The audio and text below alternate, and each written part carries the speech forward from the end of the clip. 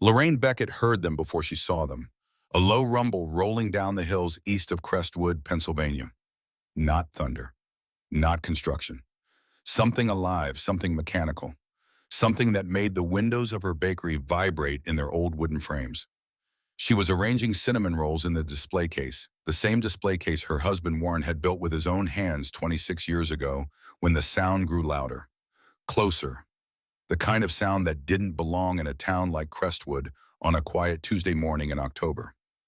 Mrs. Pemberton burst through the front door first, eyes wide, face drained of color, clutching her handbag against her chest like a shield. "Lorraine, you need to come to the window right now." The 64-year-old baker wiped her hands on her apron. Flour dust drifted from her fingers like snow. She followed her oldest customer to the front of the shop and looked through the glass.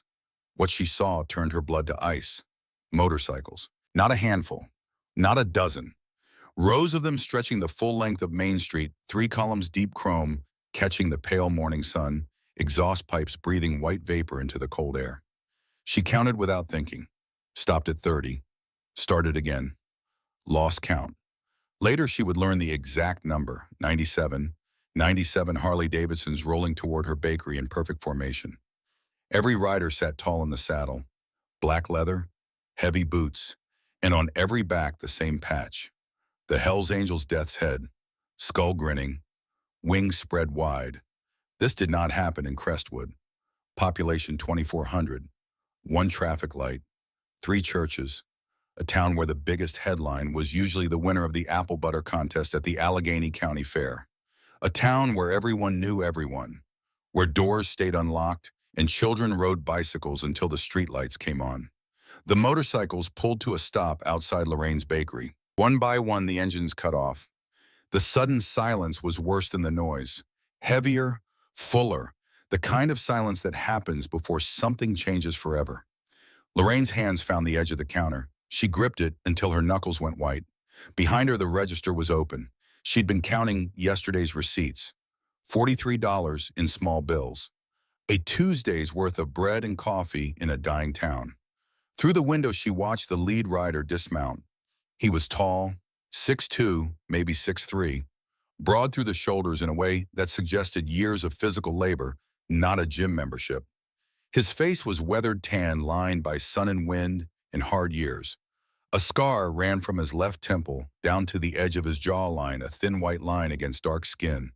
He wore black leather from head to toe, his vest heavy with patches she didn't understand. Symbols, words, city names. When he removed his helmet, dark hair fell past his shoulders. He was maybe 40, maybe a year or two younger. Hard to tell with men who live like this. He looked directly at the bakery, directly at her, and started walking toward the door. Behind him, 96 other men swung off their bikes and followed. Lorraine's mind raced. What had she done? Who had she offended? She'd lived in this town for 43 years, ran this bakery for 25, paid her taxes, went to First Presbyterian on Sundays when her back wasn't acting up, helped organize the church rummage sale every spring, brought casseroles to sick neighbors. She was not the kind of woman who attracted this kind of attention. But then something flickered in the back of her mind, a memory she'd carried for 21 years. Kept it folded up and tucked away like an old letter in a drawer, which is exactly where it was. A different season, a different morning. January cold that cut through everything. A boy with a black eye and an empty stomach standing outside this very door at 5:30 in the morning, shaking so hard she could hear his teeth rattle through the glass. A stolen jacket that looked exactly like the ones these men wore. She'd fed him. She'd sheltered him. She'd told him something that made him cry. Something she couldn't quite remember now, though the shape of it remained, the weight of it, the way his face had changed when she said it. Then he'd vanished. Left a note and disappeared into the cold Pennsylvania morning, and she'd spent 2 decades wondering if he was alive or dead. The lead rider reached for the door handle. Every customer in the bakery had gone silent. Mrs. Pemberton gripped her purse with both hands. Old Mr. Hargrove, who'd been reading the Crestwood Courier in the corner booth every Tuesday morning for 30 years, folded his newspaper slowly and set it down. A young mother near the window pulled her 2 children close against her body. The door opened.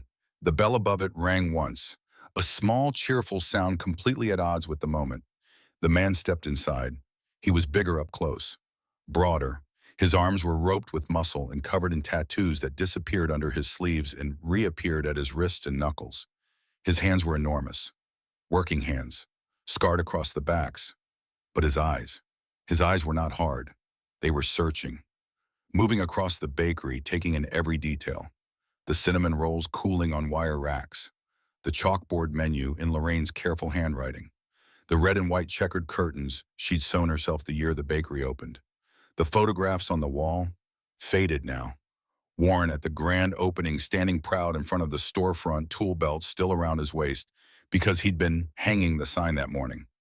The man's gaze stopped on that photograph for a long moment. Then his eyes came to Lorraine's face. Lorraine Beckett, she nodded. Her throat had sealed shut. No words would come. He looked around the small space one more time, slowly, deliberately, like a man returning to a place he'd only seen in dreams, like he was making sure it was real. You remember feeding a kid back in 2003?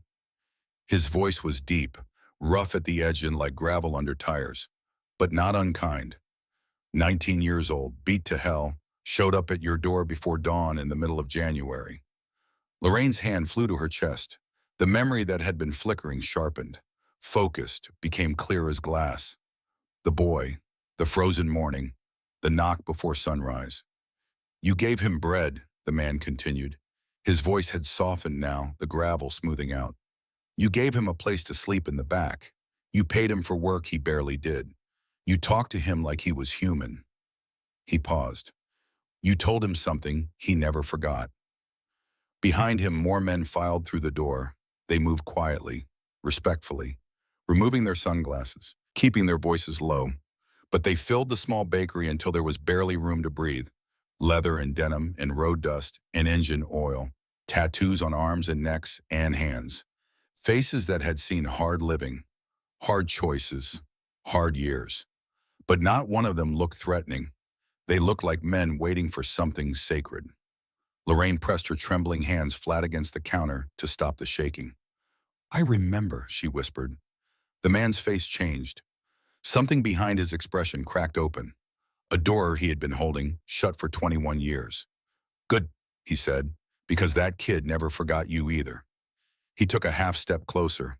What you told that boy became the foundation of everything he built after. He glanced at the men filling the bakery behind him, then back to her. But before I explain why we're here, I need to take you back to that winter, because you need to understand what you did and why it changed everything. If you've ever wondered whether one small act of kindness can really change the world, stay with me, because what Lorraine Beckett did in January of 2003 about to come full circle in a way she never imagined. And it starts with the worst year of her life. 21 years earlier, Lorraine Beckett had been a different woman, not just younger, 43 instead of 64, not just stronger, though she was, that too still able to lift 50-pound bags of flour without her shoulders screaming. She had been hollowed out, scraped raw by grief, held together by nothing more than routine and responsibility and the stubborn refusal to let her dead husband's dream die with him. Warren Beckett was killed on November 14, 2002. Construction accident, a scaffolding collapse on a commercial project in Harrisburg, 45 minutes from home. He was 47 years old. They'd been married 23 years. High school sweethearts from Crestwood, who'd never wanted to be anywhere else, never wanted to be anyone else, just wanted to build something together in the town where they'd grown up. He died instantly, the foreman told her on the phone. Didn't suffer, like that was supposed to help. Like knowing the scaffolding came down so fast he never felt it was supposed to make the funeral easier. The empty bed warmer, the silence in the house less suffocating. The investigation later found a faulty bolt, a safety inspector who'd signed off on the rig without checking, a corner cut to save time. Warren Beckett's life traded for someone's schedule. The settlement from the construction company covered the medical bills and most of the funeral. It did not cover the hole in Lorraine's chest where her heart used to be. The bakery had been Warren's idea. He'd worked construction his entire adult life, framing houses, pouring foundations, hanging drywall. Good with his hands in a way that went beyond skill into something closer to instinct.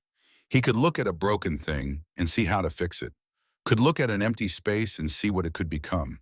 But he'd always talked about something else, a business of their own, something they'd build together, run together, leave to Colleen someday. Colleen was their daughter, their only child, the center of everything they did.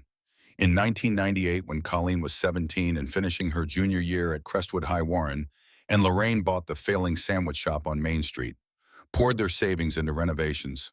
Warren did all the carpentry himself, nights and weekends after his construction shifts, built the display cases from reclaimed oak, installed the industrial oven, laid the tile floor, painted the walls a warm cream that made the whole space feel like a kitchen you'd want to sit in forever.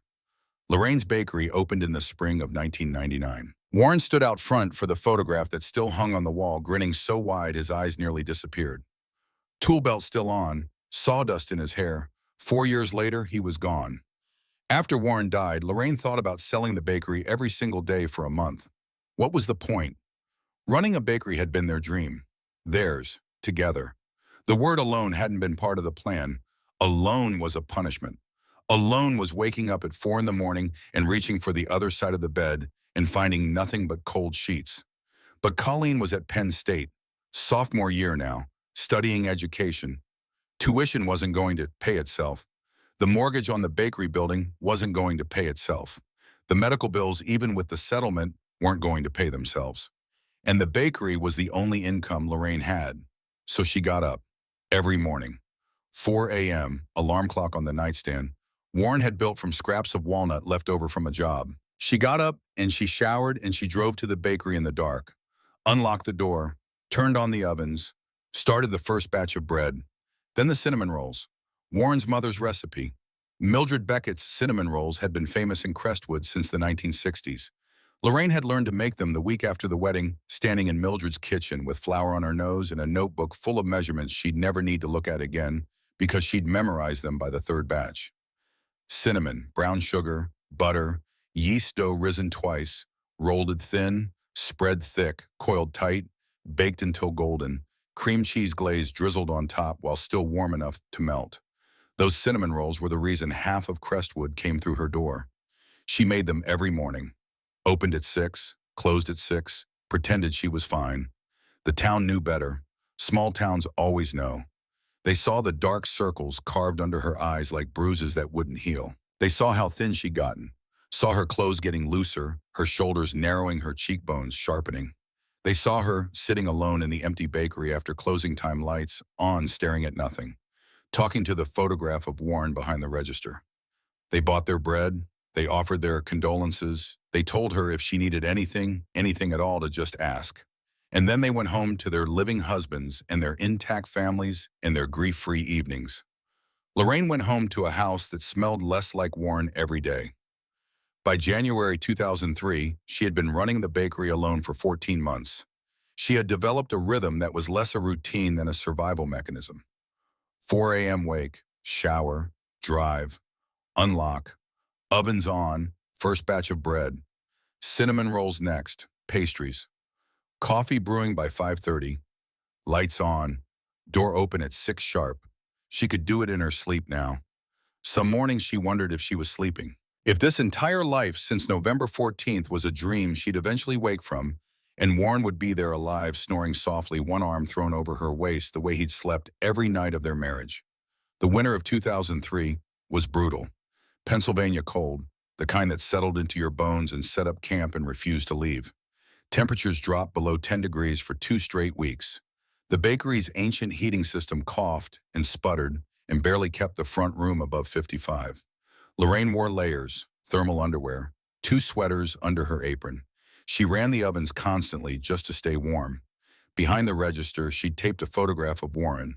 Young Warren, 23-year-old Warren from before the gray hair and the bad knee and the reading glasses he refused to wear in public. He was smiling in that picture, the kind of smile that made you want to smile back even though he couldn't see you. She talked to that photograph. Late at night after closing, while she counted receipts and swept floors and wiped down tables, she told him about the customers, about Mrs. Pemberton's hip replacement, about Mr. Hargrove's latest letter to the editor, about the way the north wall was starting to show a crack she couldn't afford to fix. She told him about Colleen's phone calls from college, how their daughter was doing well, student teaching now, would graduate in May, would make a wonderful teacher because she had Warren's patience and Lorraine's stubbornness, which was everything a teacher needed. She told him how tired she was, how lonely, how some nights she closed the register and couldn't remember a single reason to open it again in the morning. The photograph never answered. Warren never answered, but it helped somehow, saying the words out loud, giving the grief a shape, a voice, a direction, even if no one was listening. She'd lost everything that mattered. Her husband, her partner, her best friend. The man who made her laugh when nothing was funny. The man who could fix anything with his hands and heal anything with his patience. The retirement they'd been saving for. The grandchildren they'd talked about. The growing old together that was supposed to be the reward for all those years of hard work and early mornings and choosing each other every single day. Gone. All of it, one November afternoon, one faulty bolt, one inspector's signature on a form he never should have signed. So when the boy appeared on that frozen January morning, when she saw something in his eyes, she recognized in her own reflection every morning in the bathroom mirror, the look of someone who had been knocked down and was no longer sure how to stand back up. She made a choice. Maybe it was because she couldn't save Warren. Maybe it was because she needed to save someone, anyone, to prove that saving was still possible in a world that had taken everything from her. Maybe it was just because of Warren's voice in her head, the voice she heard every time someone in need crossed her path. Feed first, ask questions later. You never know whose life you're saving.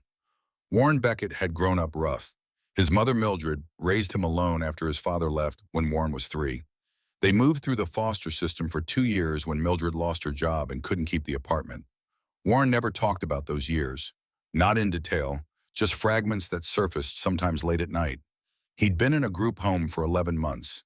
He'd seen things an 8-year-old should never see.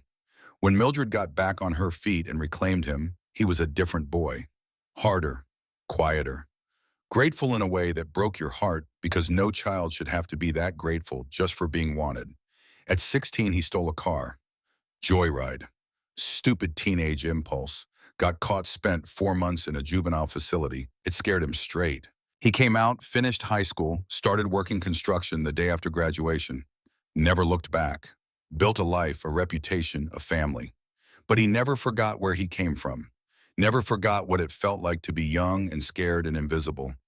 Never forgot the cold of a group home in January, the sound of other boys crying in the dark, the feeling that the whole world had decided you weren't worth the trouble. Feed first, ask questions later. That was Warren's philosophy. And 21 years ago, on a January morning, so cold the air itself seemed to crack, Lorraine Beckett lived it. The knocking started at 5:30. She was elbow-deep in dough, kneading the second batch of sourdough bread when she heard it. Sharp, insistent, not a polite knock, a desperate one. The kind made by hands that were freezing.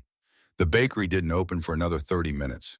Nobody came by this early, not even Mr. Hargrove, who usually appeared at 6:05 with the precision of a railroad watch. Lorraine wiped her flour-covered hands on her apron and walked to the front, peered through the glass door.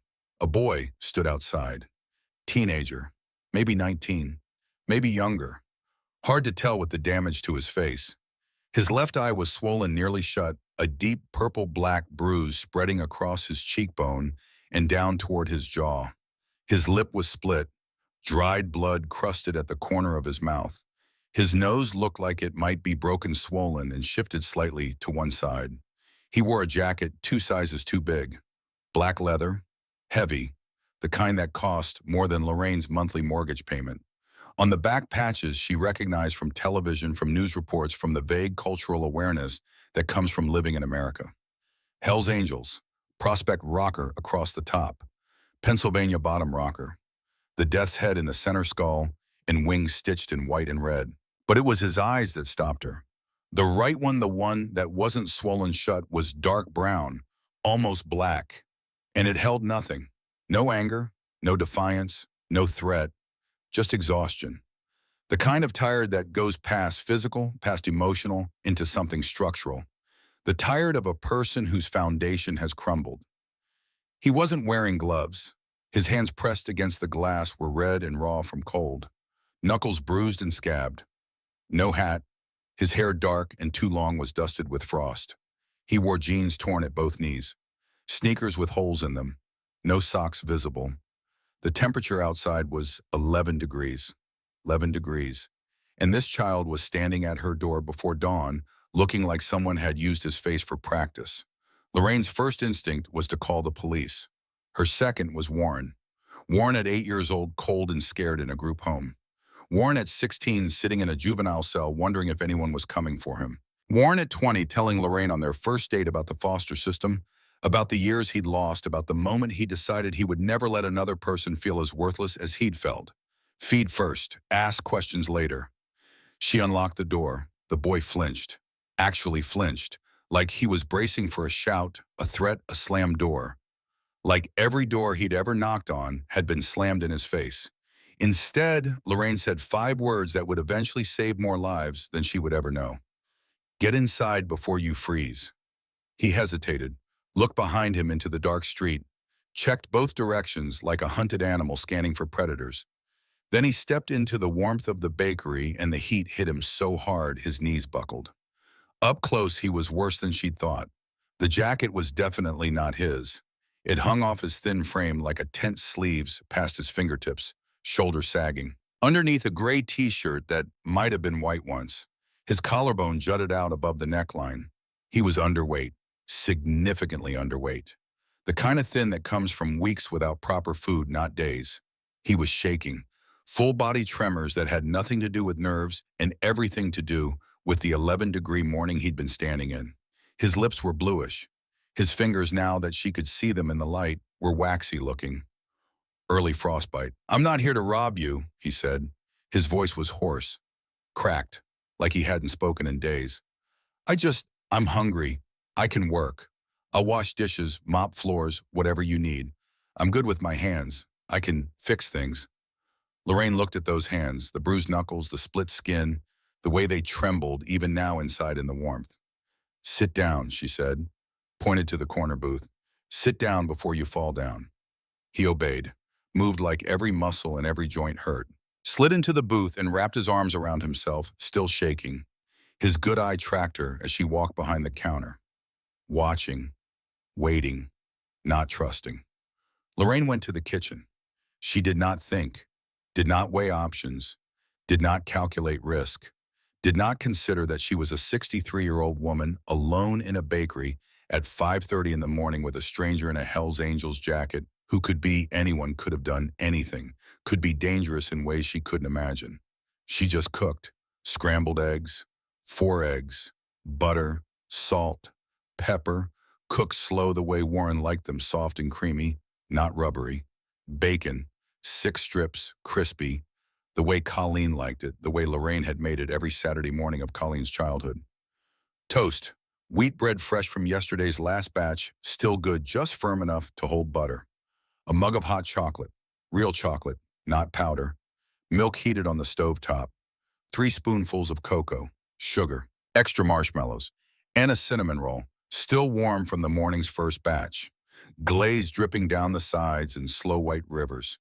She brought it all to the booth on Warren's favorite serving tray, the blue one with the white rim, the one she hadn't been able to use since he died because it hurt too much. She used it now, set it in front of the boy. "Eat." He stared at the food. His good eye moved across the plate. The eggs, the bacon, the toast, the cinnamon roll, the hot chocolate with marshmallows melting into small white islands. He stared at it like a man seeing water after crossing a desert, like he didn't believe it was real, like he was waiting for someone to take it away. Then he picked up the fork and he ate, fast, desperate, the way a person eats when they haven't seen food in days and aren't sure they'll see it again. He shoveled the eggs in without tasting them, bit the bacon strips in half, tore the toast and pushed it into his mouth, picked up the cinnamon roll and took a bite so large his cheeks bulged. Lorraine turned away, gave him the dignity of not being watched. She went back to her bread dough and kneaded it with hands that knew the work so well they didn't need her brain's permission. But she watched him in the reflection of the display case glass, the way Warren used to watch Colleen eat when she was little, with that expression of quiet satisfaction that comes from feeding someone who needs it. The boy ate everything, every bite, licked the glaze off his fingers, drained the hot chocolate. When he finished, he sat staring at the empty plate for a long moment. Then his shoulders started shaking. Not from cold this time. He was crying, silently, tears running down his damaged face, dripping off his jaw onto the table. His body curled forward over the empty plate like he was trying to fold himself small enough to disappear. "Thank you." Barely a whisper. "Thank you." Lorraine brought him a glass of water and sat across from him in the booth. She didn't rush him, didn't push, just sat, the way Warren used to sit with Colleen after a bad day at school. Present, patient, available. "What's your name?"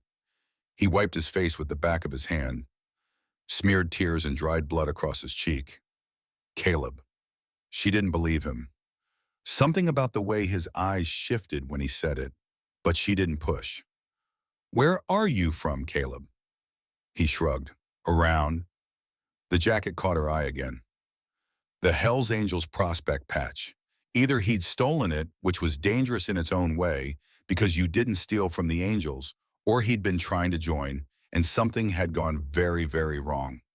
Either way, someone had beaten him badly. Recently, within the last day or two. "You have family." He shook his head. The motion was small, tired. "Aged out of foster care 5 months ago. Been on my own since." Lorraine's heart clenched. She knew that story. Warren had lived it.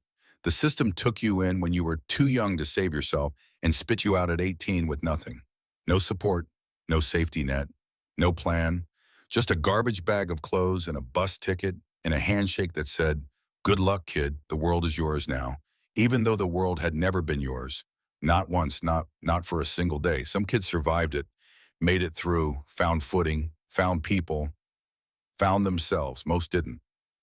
"How long since you ate?" Lorraine asked. The boy looked at his bruised hands, turned them over, studied the scabs on his knuckles like they were someone else's hands attached to someone else's body telling someone else's story. 3 days, maybe 4. 3 days. This child had been starving for 3 days in January in Pennsylvania, and no one had noticed. No one had stopped. No one had asked. Lorraine made a decision. Maybe it was stupid. Probably it was dangerous. The kind of choice that could go wrong in 100 different ways. A stranger in a stolen jacket with a beaten face and a name that wasn't his real name. Every sensible bone in her body told her to call the police, let the system handle it, protect herself. But Warren's voice was louder than common sense. "Feed first, ask questions later. You never know whose life you're saving." "I've got a storage room in back," she said. "There's a space heater, some boxes, not much, but I can clear a space. It's dry and it's warm. You can stay there if you work. Wash dishes, mop floors, prep ingredients. I'll pay you minimum wage and feed you 3 meals a day." The boy's head came up, his good eye locked on her face, searching for the lie, the catch, the angle, because in his world, nobody offered something for nothing. In his world, kindness was always currency, always came with a price. "Why would you do that?" Lorraine looked at Warren's photograph behind the register. Young Warren, smiling Warren, the man who taught her that people were not disposable. "Because it's cold," she said. "Because you're somebody's son. Because I can." The boy's eye filled. He blinked hard, tried to stop it, couldn't. "I'll work hard," he said. "I promise. I won't steal. I won't cause trouble. I'll do whatever you need." "I know," Lorraine said, though she didn't. Not really. She was just choosing to believe. The first few days, the boy barely spoke. He worked like someone terrified of being thrown back into the cold. Up before Lorraine arrived at 4:30, already sweeping the storage room floor by flashlight. He washed every dish twice, mopped until the tile gleamed, organized the supply shelves with a precision that surprised her, labeled everything, straightened everything. Like order was the only thing he could control. He ate what she gave him, always said thank you, then disappeared into the back room. She'd hear him through the wall late at night, restless, pacing. The creak of the old floorboards under his weight as he walked back and forth, unable to settle. On the 3rd day, he fixed the oven. Lorraine had been meaning to call the repair company for weeks. The temperature gauge was off, running 20 degrees too hot, burning the bottoms of her bread if she wasn't careful. She'd learned to compensate, set it lower, check more often, Rotate the pans. The boy noticed, didn't ask permission, just knelt down one morning, pulled the lower panel off, and started examining the wiring. 2 hours later, the oven was running perfectly. Temperature dead accurate for the first time in months. "How'd you learn to do that?" Lorraine asked. He shrugged. The same shrug from the first morning. Small, defensive. "Foster homes. You fix things yourself or they stay broken. Learn plumbing, electrical carpentry, whatever kept me useful." The word hit Lorraine like a fist. Useful. Like his value as a human being was determined by what he could provide. Like he'd learned early that the only way to survive was to make himself necessary, and the moment he stopped being necessary, he'd be discarded. Warren had been the same way. Fix everything. Help everyone. Be indispensable. Because if you're not useful, you're not wanted. And if you're not wanted, you're alone. Week 1 turned into week 2. The bruises on the boy's face faded from purple-black to yellow-green. He started eating more. 3 full meals a day. The shaking stopped. The hollows under his cheekbones began to fill. His shoulders straightened. He slept through the night instead of pacing until dawn. Lorraine found herself looking forward to the quiet companionship, having someone else in the bakery, hearing footsteps that weren't her own, the sound of dishes being washed in the back, the occasional clank of a wrench as he fixed something else she hadn't asked him to fix, the dripping faucet, the loose cabinet hinge, the flickering light above the storage room door. He gave her something she hadn't had in 14 months, purpose beyond routine, a reason to get up that went deeper than obligation. She told him about Warren, late one evening after the last customer had left and the closed sign was hung. She was wiping down the counter for the 3rd time, a habit that had become more ritual than hygiene, something to do with her hands while her mind wandered. "My husband built this place," she said, not to the boy specifically, just out loud, the way she talked to Warren's photograph. "Every shelf, every display case, that counter you're leaning on, he framed it, sanded it, sealed it. His fingerprints are in the grain." The boy was drying dishes. He didn't stop, but he was listening. Construction accident, November 2002. Scaffolding collapsed on a job in Harrisburg. They said he didn't suffer, like that's supposed to help. She wrung the rag between her hands. "He was a good man, grew up rough. Foster system for a while when he was a boy. His mother got him out, but those years marked him. He never forgot what it felt like to be invisible. Always said people weren't disposable. Said everybody deserved a shot." She looked at the photograph. Young Warren, smiling Warren. He had this saying, feed first, ask questions later. You never know whose life you're saving. The boy was quiet for a long time. The only sound was the clink of dishes and the hum of the refrigerator. Then, softly, "My mom died when I was 9. Lorraine stopped wiping. Overdose. Found her in the bathroom. Called 911. Stayed on the phone with the dispatcher until the ambulance came. But she was already gone. They told me she'd been gone before I even picked up the phone. 9 years old. Found his mother dead in the bathroom. Called for help that couldn't help. I'm sorry," Lorraine said, and meant it with everything she had. "That's too young, too much to carry." He nodded. Kept drying dishes. Methodical. Controlled. Foster care after that. 11 different homes in 8 years. Some were okay, most weren't. Aged out at 18. They give you a trash bag of your clothes and a bus ticket and say good luck. That's it. No family, no support, no plan, no money, nothing. He set down a plate, picked up another.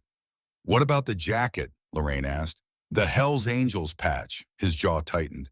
She saw the muscle work beneath the fading bruises. "Met some guys outside Pittsburgh after I aged out. They said they were Hell's Angels. Said they'd give me family, belonging, brotherhood, everything I'd never had." He paused. Turned out they were wannabes, small-time dealers using the name, recruiting kids out of foster care because we had nobody to report to, nobody to miss us. They wanted drug runners. I said no. He touched the healing split in his lip. They beat me, told me next time they'd kill me. So I ran. Stole the jacket off the clothesline because winter was coming and I didn't have a coat. He set the last dish on the rack. They caught up with me in Harrisburg, Did this. He gestured to his face. Told me if I talked to anyone they'd find me, so I kept running.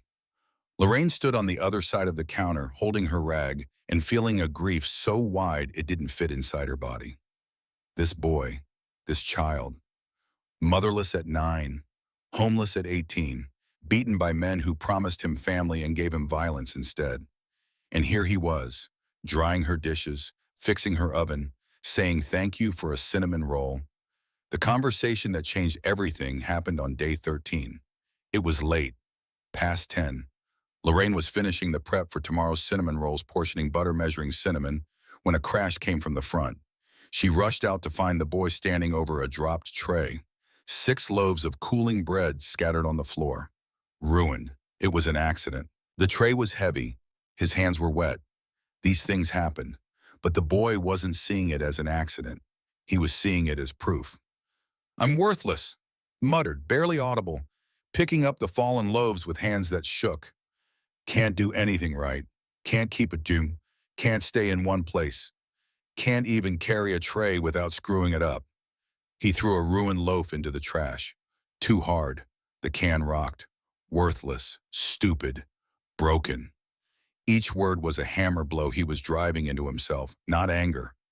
Something worse. Certainty. The absolute conviction that he was nothing and would always be nothing. Lorraine stopped what she was doing. She walked over, stood in front of him, made him look at her. Listen to me. Her voice was quiet, not loud, not dramatic, but firm in a way that demanded attention. The world beat you down. I get it. Life dealt you garbage cards, your mom dying, foster care failing you, men who should have protected you hurting you instead. None of that was fair. None of that was your fault. He tried to look away. She wouldn't let him. But that doesn't erase your value, you hear me. That doesn't erase your value. His good eye was glistening. You matter, Dominic. He blinked, froze. The name hung in the air between them. My name's Caleb. No, she said softly, without accusation. Your name is Dominic. You said it in your sleep 3 nights ago. Called yourself Dominic twice. So I'm calling you Dominic, and I'm telling you that you matter. She held his gaze. You matter because you're here, because you're trying, because you're 19 years old and you've survived things that would have broken most grown men. Because underneath all that pain, there's a good kid who deserves a shot. Tears welled in his eyes, spilled over, rolled down his damaged face. Nobody's ever said that to me. Lorraine's voice went fierce. The fierceness of a woman who had lost too much to tolerate waste. The fierceness of a mother, of a baker, of a widow who knew the exact price of every wasted day. Then they were wrong. Every single person who made you feel like you didn't matter was wrong. She sat down across from him in the booth, the same booth where she'd fed him that first morning, the same cracked vinyl seats, the same scarred table. You think I kept you here because I need the help, honey. I've been running this bakery alone for 14 months. I can manage. She folded her hands on the table. I kept you here because helping you was the first thing that made me feel alive since my husband died. You gave me purpose when I'd lost mine. You gave me a reason to get up in the morning that went beyond just going through the motions of a life I wasn't sure I wanted anymore. She met his eyes. So don't you dare tell me you're worthless. You saved me as much as I saved you. He broke. Not slowly, not gradually. All at once, Vaughn. 21 years of containment collapsing like a dam. He sobbed, deep, wrenching sobs that came from somewhere so far inside him they didn't sound human.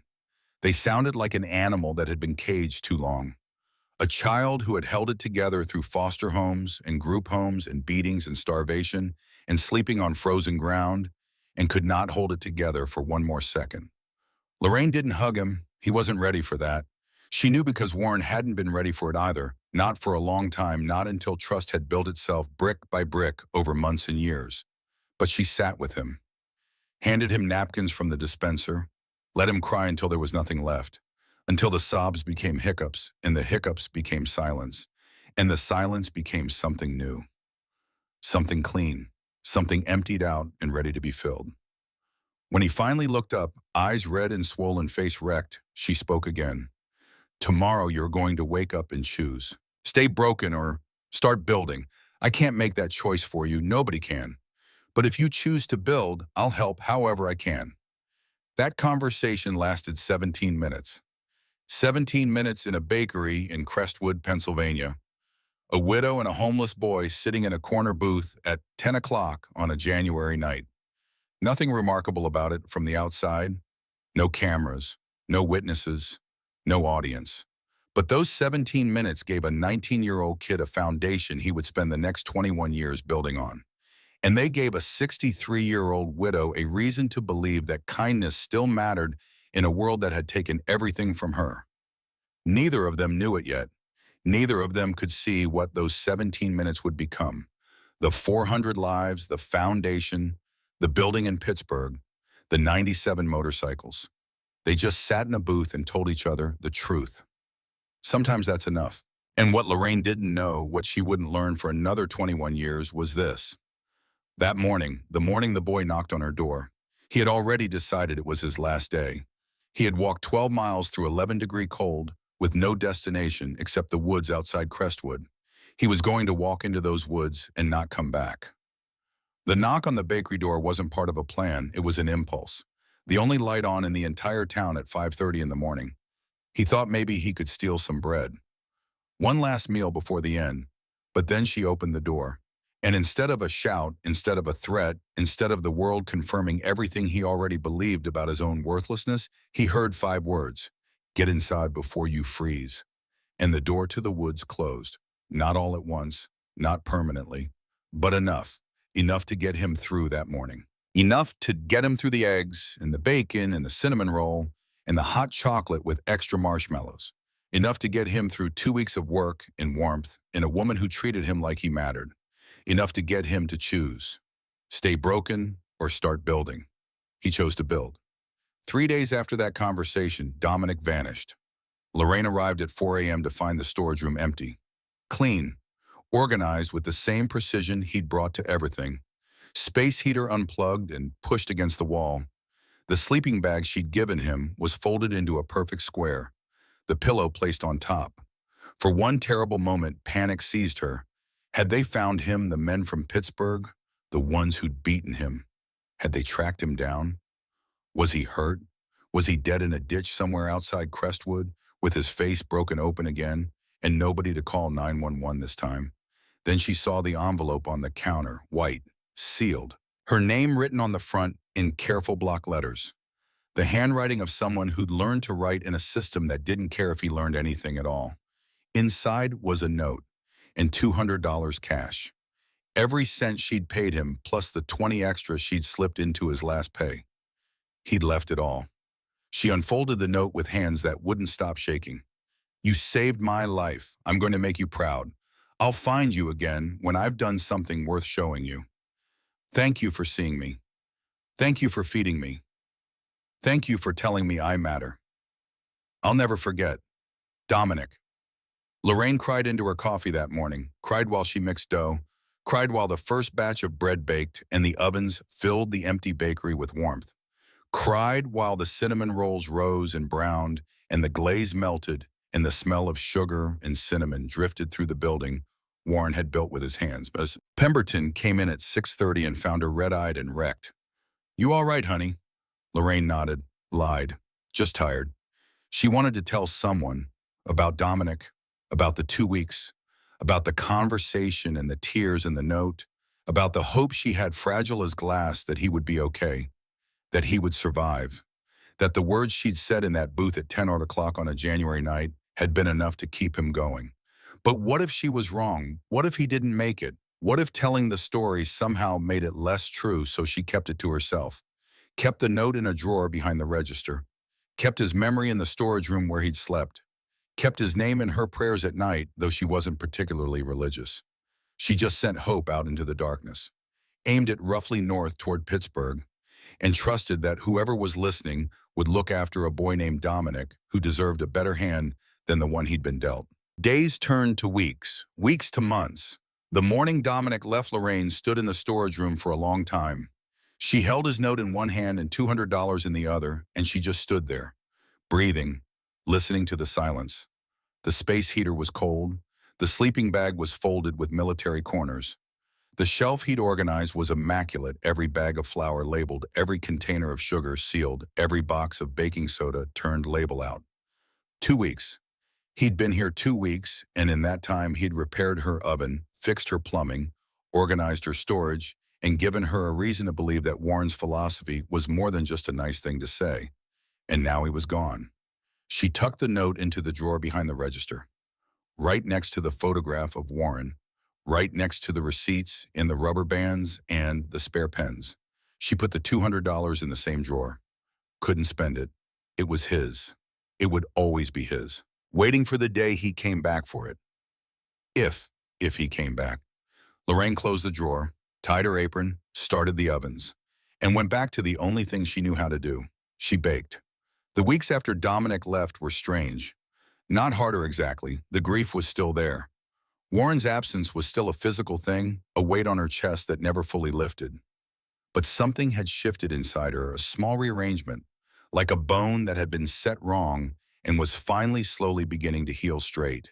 She noticed things she hadn't noticed before.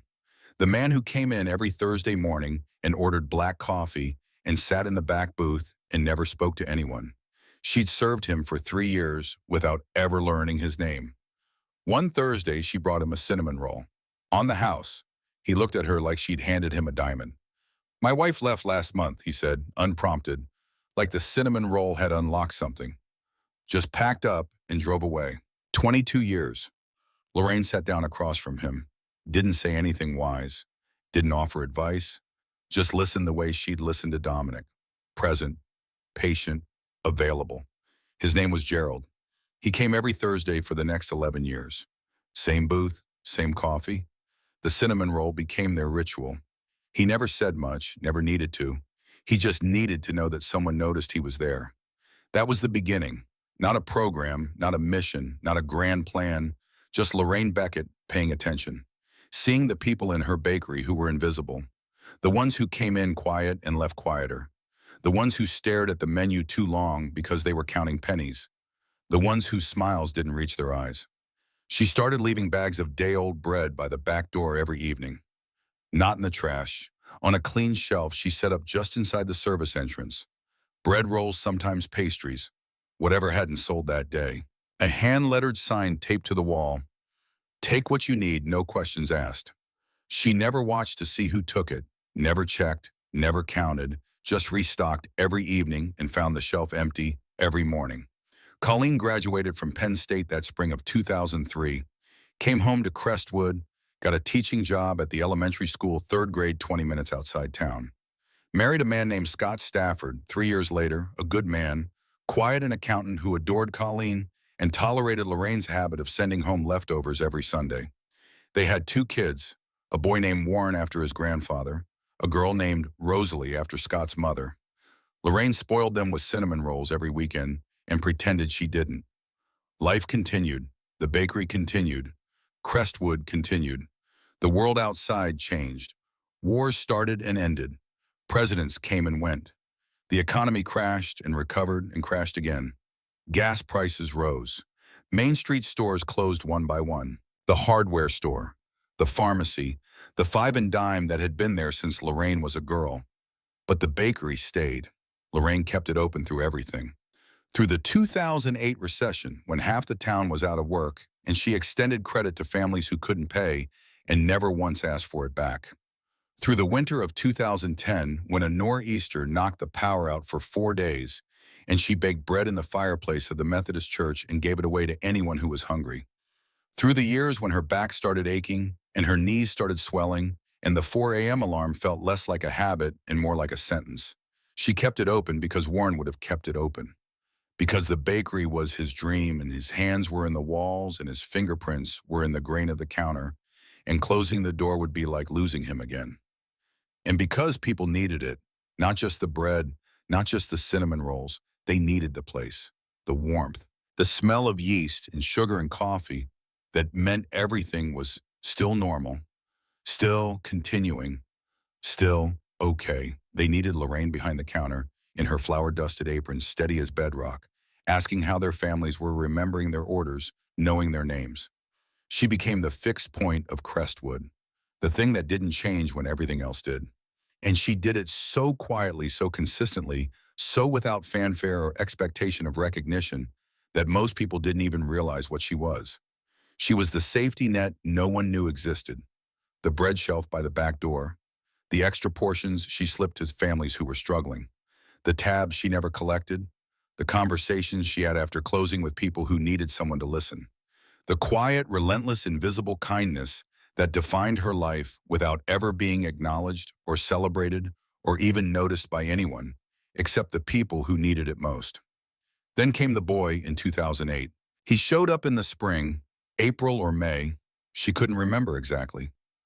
A young man, early 20s, blonde hair that hadn't been washed in weeks, hollow eyes with dark circles that looked like bruises, track marks on his arms that he tried to hide under long sleeves that were too warm for the season. He knocked on the back door one morning, nervous, fidgeting, couldn't make eye contact. "You got any old bread? Anything you're gonna throw away? I'm not picky." His name was Ethan. She learned that later. At first, he was just the boy at the back door, the one who showed up every morning at 5:45, 15 minutes before she opened and knocked twice, soft, almost apologetic. She'd been throwing away day-old bread for years. Health regulations said she had to, but it was still good, still edible, just not fresh enough to sell. So she started saving it for him. A paper bag, bread, sometimes a couple of rolls, sometimes a pastry that hadn't sold the day before. She'd hand it to him through the back door. He'd take it with both hands, holding it against his chest like something precious. "Thank you, ma'am. Thank you." Every morning for 2 months, she never asked where he slept, never asked about the track marks, never asked his last name or his story or how he'd ended up standing behind a bakery in rural Pennsylvania at 5:45 in the morning with shaking hands and a hunger that went deeper than food. She just fed him, the way Warren would have. Some mornings he looked better, steadier, clearer eyes, a hint of color in his cheeks. Some mornings he looked worse, shaking harder, eyes glazed, the track marks darker, fresher. She wanted to say something, wanted to help, wanted to sit him down in the booth and talk to him the way she'd talked to Dominic. But he was different, skittish, the kind of fragile that shatters if you push too hard. So she handed him bread and said nothing and hoped that the consistency, the showing up, the being there was enough. Then one morning in June, he didn't come. She waited. 5:45, 6, 6:15, 6:30. He didn't come. He didn't come the next day either. Or the next, or the next. After a week, Lorraine stopped saving the extra bag. After a month, she stopped checking the back door at 5:45. After a year, she'd mostly stopped thinking about him. Mostly, not entirely. You don't forget the people you feed. They stay with you, their faces, their hands, the way they said thank you like it was the only prayer they knew. She never learned what happened to Ethan Calloway, not until 21 years later when a woman carrying a baby walked into her bakery. But that was still coming.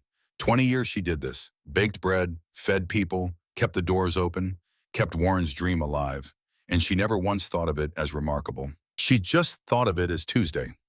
In the bakery 21 years later, the lead biker reached up and unzipped his leather vest, pulled it off in one smooth motion and handed it to the man behind him. Underneath, he wore a plain black t-shirt stretched tight across his chest. His arms were fully covered in tattoos. Both sides, intricate designs running from shoulder to wrist, skulls wrapped in roses, flames licking up toward his elbows. Script in a language Lorraine couldn't read from across the counter. But it was his chest that made her breath stop. Right over his heart, visible through the thin fabric of his shirt, was a tattoo. Large, detailed, unmistakable. A cinnamon roll, perfectly rendered. Golden brown swirls, white glaze dripping. And behind it, spreading wide across his chest, angel wings. Enormous. Each feather drawn with such precision, she could see the barbs, the shafts, the way they overlapped and layered and caught imaginary light. The man saw her staring. He smiled. It changed his face completely. The scar softened. The hard lines around his eyes relaxed. For a moment, just a moment, Lorraine could see someone younger beneath the weathered surface. Someone she recognized. "You told me something that January," he said quietly. The bakery had gone completely silent. 96 men stood motionless. Even the coffee maker had stopped its gurgling. The clock on the wall ticked. That was the only sound. "You said you matter, kid. The world beat you down. But that doesn't mean you don't matter." Lorraine's hand flew to her mouth. Those words. She had said those exact words. In this bakery. In that booth. On a January night 21 years ago. When a boy named Dominic had been ready to die and she had sat across from him and told him the truth. Dominic. Her voice cracked on the second syllable. The man's smile widened. His eyes glistened. "My real name is Dominic. Dominic Hale. But yeah, I was Caleb when I walked into your bakery 21 years ago. Starving, beaten, planning to die that day." He took a step closer to the counter. "When you fed me, when you let me sleep in your storage room, when you paid me for work I barely did, when you talked to me like I was a human being instead of garbage." Another step. "When you saved my life." Lorraine couldn't breathe, couldn't think. This man, this tall, scarred, tattooed man standing in her bakery with 96 Hells Angels behind him. This was the skinny boy she'd worried about for 20 years. The one who left the note. The one she'd prayed for. The one she'd hoped had survived. "You're alive," she whispered. "You're alive." Dominic nodded. "Because of you." The other bikers were watching. 96 men crammed into a bakery that was meant to hold maybe 30 people. Some of them had tears running down their faces. Hard men, road-worn men, men with prison tattoos and scars and hands that had known violence. And they were crying. Standing in a small-town Pennsylvania bakery, watching a 40-year-old man thank a 64-year-old woman for a cinnamon roll in a conversation. "I've been looking for you for 3 years," Dominic said. "We've been looking, all of us, and we finally found you because we needed to say thank you, and we needed to show you what you built." He gestured to the men filling the bakery. "These are my brothers, Hell's Angels, East Coast chapters, 97 of us total." Lorraine looked at them with new eyes. They weren't threatening. They were reverent, standing in her bakery like they were standing in a cathedral. "We rode here from 8 different states, Pennsylvania, New York, New Jersey, Maryland, Virginia, Ohio, West Virginia, Massachusetts. Some of these men left at 4 in the morning yesterday, rode through the night, through rain in West Virginia, through fog in the mountains. Because I told them about you, about what you did, about the woman who fed a starving boy and asked no questions. And every single one of them said the same thing." He paused. "They said, 'Brother, we need to meet that woman.'" Lorraine's mind was spinning. 97 men, 8 states, hundreds of miles, for her, for a kid she'd helped 2 decades ago. "I don't understand," she said. "Why?" Dominic's expression turned serious. The smile faded. Something deeper took its place. Something that had taken 21 years to form. "Because what you did for me, I spent my whole life trying to do for others. And it worked. And they need to know where it started. They need to see the woman who planted the seed." He took a breath, steadied himself. "But to understand that you need to know what happened after I left. All of it, the good and the bad, everything I built and everything that nearly destroyed it." Lorraine gripped the counter. Her knees were weak, but she refused to sit. Not yet. Not until she'd heard it. "Tell me," she said. So Dominic told her, after he left the bakery in January 2003, he walked to the bus station in Allentown. 12 miles on foot in 11-degree weather. He had no money. He'd left every cent on her counter. But he had her business card in his pocket, the one she'd written her phone number on, and pressed into his hand the second day, and he had the words she'd spoken tattooed on the inside of his skull where no one could take them. "You matter. Stay broken or start building." He chose to build.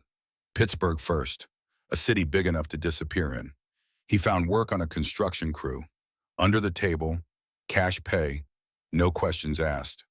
The foreman was a hard man named Sullivan who didn't care about your past as long as you showed up on time and didn't complain.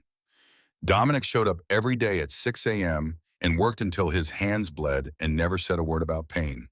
Framing, electrical, plumbing, drywall, roofing, everything his foster homes had taught him by neglect. Fix it yourself or it stays broken. The same skills that had kept him alive now kept him employed. He rented a room by the week, a boarding house on the north side of Pittsburgh. No heat, shared bathroom, cockroaches in the walls. But it had a lock on the door and a roof that didn't leak, and after 5 months of sleeping under bridges and in doorways, it felt like a palace. He saved every dollar, ate cheap, rice and beans, canned soup, day-old bread from a bakery 3 blocks from the boarding house. He'd stand outside that bakery some mornings before work, watching the baker arrange rolls in the window, and think about Lorraine, about the warmth, about the way it felt when you'd forgotten warmth existed and someone handed it back to you. 6 months in Pittsburgh, then a year. He was filling out, getting stronger. The construction work built muscle on his frame. His face healed completely. The broken nose set crooked, giving him a slightly off-center look that would stay with him for life. The bruises disappeared. The fear took longer. He still checked over his shoulder, still slept with his boots on, still flinched when someone moved too fast in his peripheral vision. The wannabe gang from outside Pittsburgh, the ones who'd recruited him, beaten him, threatened to kill him, they were still out there somewhere, and he knew they didn't forget. Men like that never forgot. Then he met Hank Pruitt. It was on a job site in Lawrenceville, a commercial renovation. Dominic was 20, lean and strong and quiet. He ate lunch alone, every day sitting on a stack of pallets behind the building, reading whatever paperback he'd found at the thrift store that week. He was teaching himself, filling in the education the foster system had failed to provide. An older man sat down next to him one Tuesday, didn't ask permission, just lowered himself onto the pallets with the careful movements of someone whose body had been used hard and was beginning to collect on the debt. Gray beard, long, down to his chest, silver earring in his left ear, arms covered in faded tattoos that told a story Dominic couldn't fully read. Military ink mixed with biker ink. An eagle, a skull, dates, names. The kind of tattoos that accumulate over decades, each one a chapter.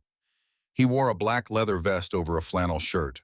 On the bow of the Hells Angels' death's head, full patch, not a prospect, a member, the real thing.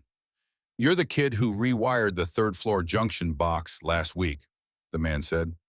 Not a question. Dominic nodded, said nothing. "Sullivan told me about you. Said you're the best electrician he's ever hired who doesn't have a license. Said you fixed a problem his certified guys couldn't figure out." Dominic still said nothing, just chewed his sandwich and waited. The old man extended a hand. "Hank Pruitt. People call me Ironside." "Dominic." "I know, I asked." They sat in silence for a while, two men eating lunch on a stack of pallets in a cold Pittsburgh afternoon. The kind of silence that isn't awkward because neither man needs it to be filled. "You live alone?" Hank asked. "Yeah." "Family?" "No."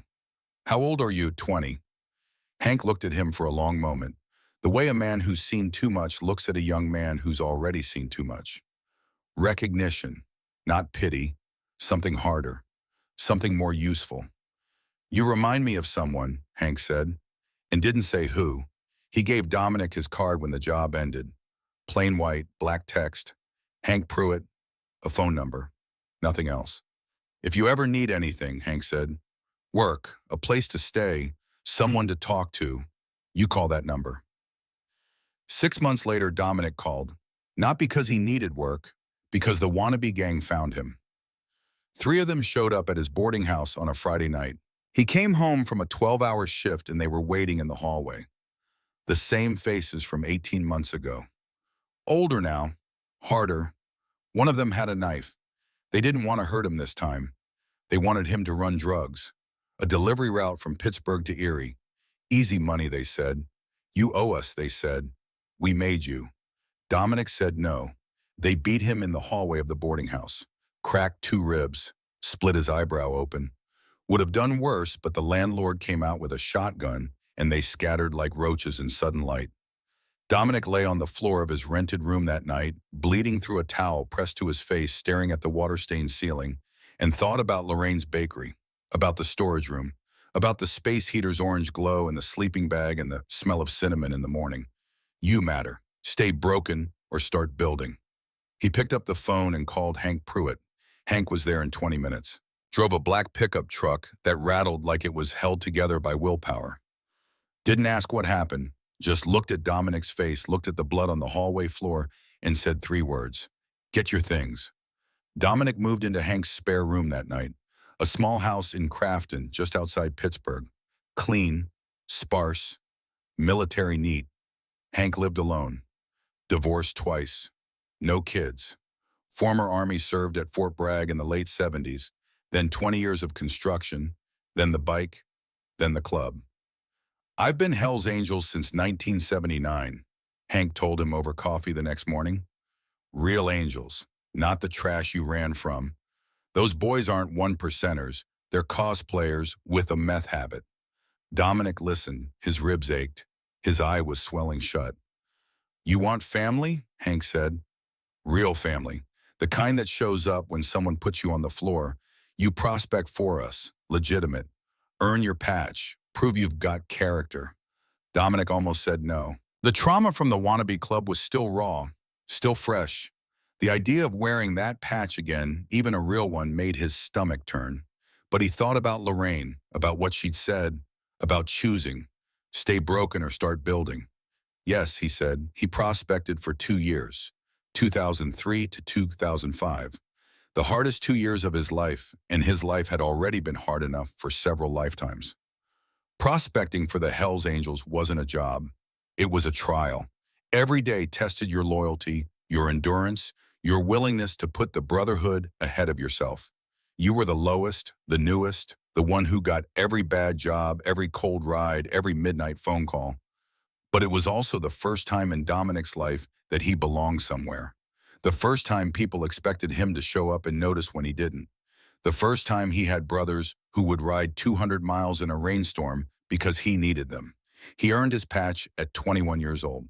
Full member. Pittsburgh chapter. The night they voted him in, Hank Pruitt put the vest on his shoulders and said, "You earned this, son." Nobody had ever called him son. Dominic worked legitimate jobs through his 20s. Mechanic at a Harley dealership, then a custom shop in the Strip District, then freelance builds for clients who wanted something unique. He was good with his hands, always had been. Fix it yourself or it stays broken. But now he wasn't just fixing things. He was creating them. Custom frames, rebuilt engines, paint jobs that turned motorcycles into art. In 2009, at 25 years old, he opened his own shop, Second Chance Cycles. The name came to him at 3 in the morning, sitting in Hank's kitchen drinking coffee the way they'd done 1,000 times. Second chance. Because that's what Lorraine had given him, and that's what he wanted to give others. The shop did well, better than well, custom builds for serious riders, magazine features, a reputation that spread through the biker community like wildfire. Dominic Hale builds machines that have souls. That's what they said about him. And it was true. Every bike that left his shop carried something of him in it. The precision of a man who'd learned that details matter. The care of a man who'd learned that broken things can be made beautiful. But the shop was never just about motorcycles. From the very beginning, Dominic hired kids.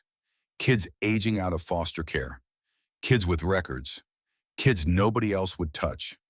He'd go to the group homes, the halfway houses, the shelters. He'd find the ones with that look in their eyes. The look he'd had. Exhausted. Hopeless. Convinced that the world had made its decision about them, and there was no appeal. He'd offer them work.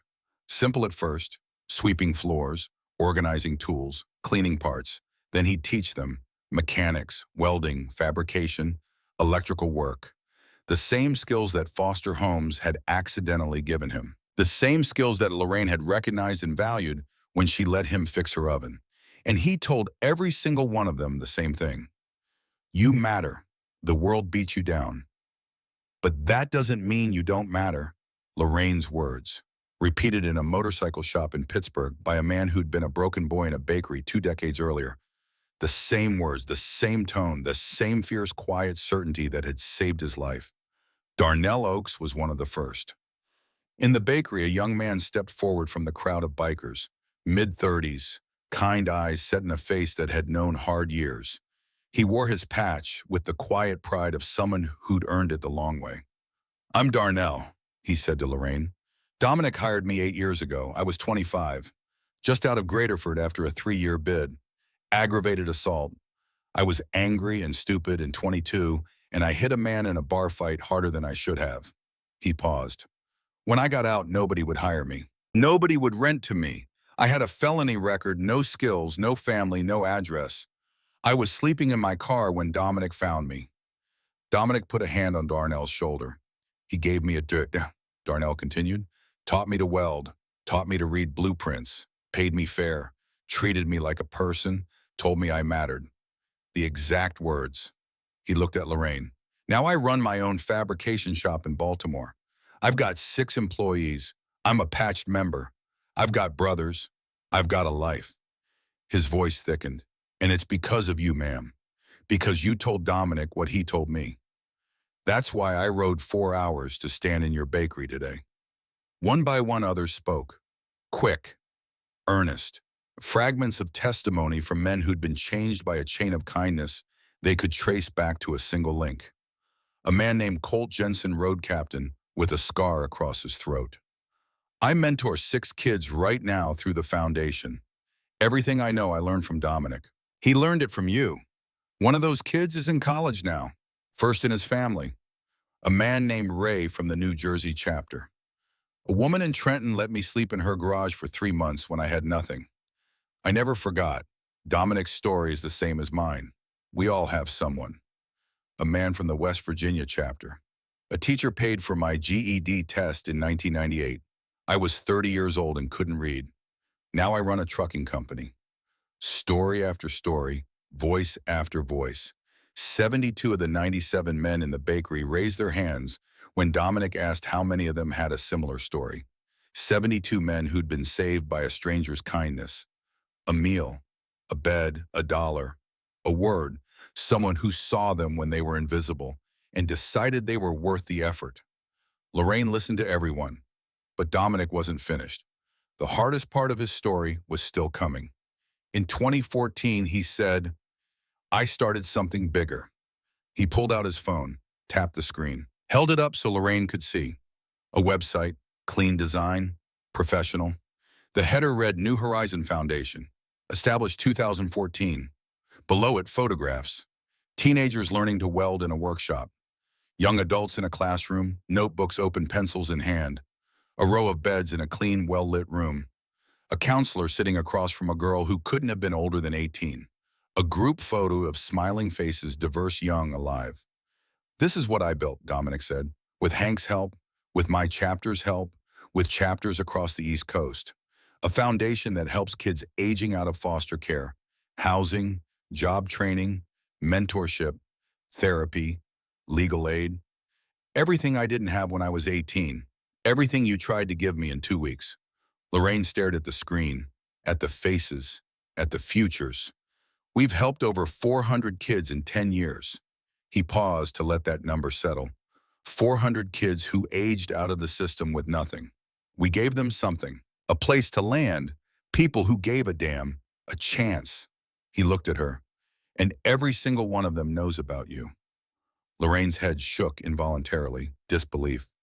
I tell your story at every intake. The first thing every kid hears when they walk through our door. The story of the woman in Pennsylvania who fed a starving boy, who asked no questions, who saw value in nothing, who awed the words that changed everything. He scrolled through the website. Success stories. A girl named Maya, now a registered nurse in Philadelphia. A boy named Dante, now a certified welder running his own crew. A non-binary kid named River, now a graphic designer with a client list in an apartment and a life they'd built from scratch. Faces, names, futures that almost didn't happen. Your story is the foundation story, Dominic said. The reason we exist, the reason any of this works. But it almost didn't work. Dominic's voice changed, the pride dimmed. Something darker moved behind his eyes. The first year of the foundation nearly killed it.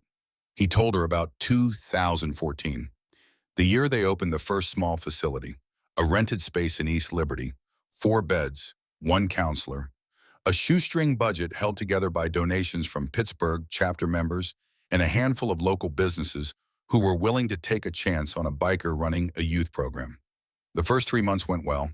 4 kids moved in, started training, started eating regular meals, started sleeping in beds instead of doorways. The local paper ran a small feature, positive coverage, hope in a hard neighborhood. Then one of the kids got arrested, a 17-year-old named Deshaun. He'd been in the program for 6 weeks, making progress, learning electrical work, showing up every day. Then one night he went out, met old friends, and got caught breaking into a car. Petty theft, stupid, impulsive. The kind of mistake that kids make when they're still learning that they have a future worth protecting. But the media didn't see a kid making a mistake. They saw a Hells Angels youth program producing criminals. The headline ran in the Pittsburgh Post-Gazette, "Biker Gang Youth Program Participant Arrested for Theft." Below it, a photograph of Dominic in his Hells Angels vest, standing outside the facility. The implication was clear. Bikers plus teenagers equals crime. What did you expect? 3 sponsors pulled their funding within a week. The landlord threatened to terminate the lease. A city councilman called for an investigation. Anonymous complaints flooded the building department. Code violations were suddenly discovered in a space that had passed inspection 2 months earlier. Dominic stood in the empty office of the New Horizon Foundation at 2 in the morning, surrounded by paperwork he couldn't afford to file and bills he couldn't afford to pay, and felt the ground giving way beneath his feet. Everything he'd built, everything he'd promised those kids, the second chance he had named his whole life after, crumbling. He sat at his desk and opened the top drawer. Inside, in a plastic bag to protect it from time and handling, was Lorraine's business card, the one she'd pressed into his hand 21 years ago in a bakery in Crestwood. Lorraine Beckett, Lorraine's Bakery. A phone number in blue ink. The card was soft from years of being held. The ink had faded. The corners were rounded. But the words on the back, the ones he'd written himself the night before he left, were still legible. Stay broken or start building. He put the card back, picked up the phone, called Hank. Hank answered on the second ring. 2 in the morning and he answered on the second ring. That's what Brotherhood meant. "It's falling apart," Dominic said. "Then we put it back together," Hank said. "That's what we do." The Pittsburgh chapter held an emergency meeting. 32 members. Every one of them voted to increase their monthly contributions. Phone calls went out to chapters in New York, New Jersey, Philadelphia. Money came in, not a lot, but enough. Enough to keep the lights on, enough to keep the beds full, enough to keep the promise.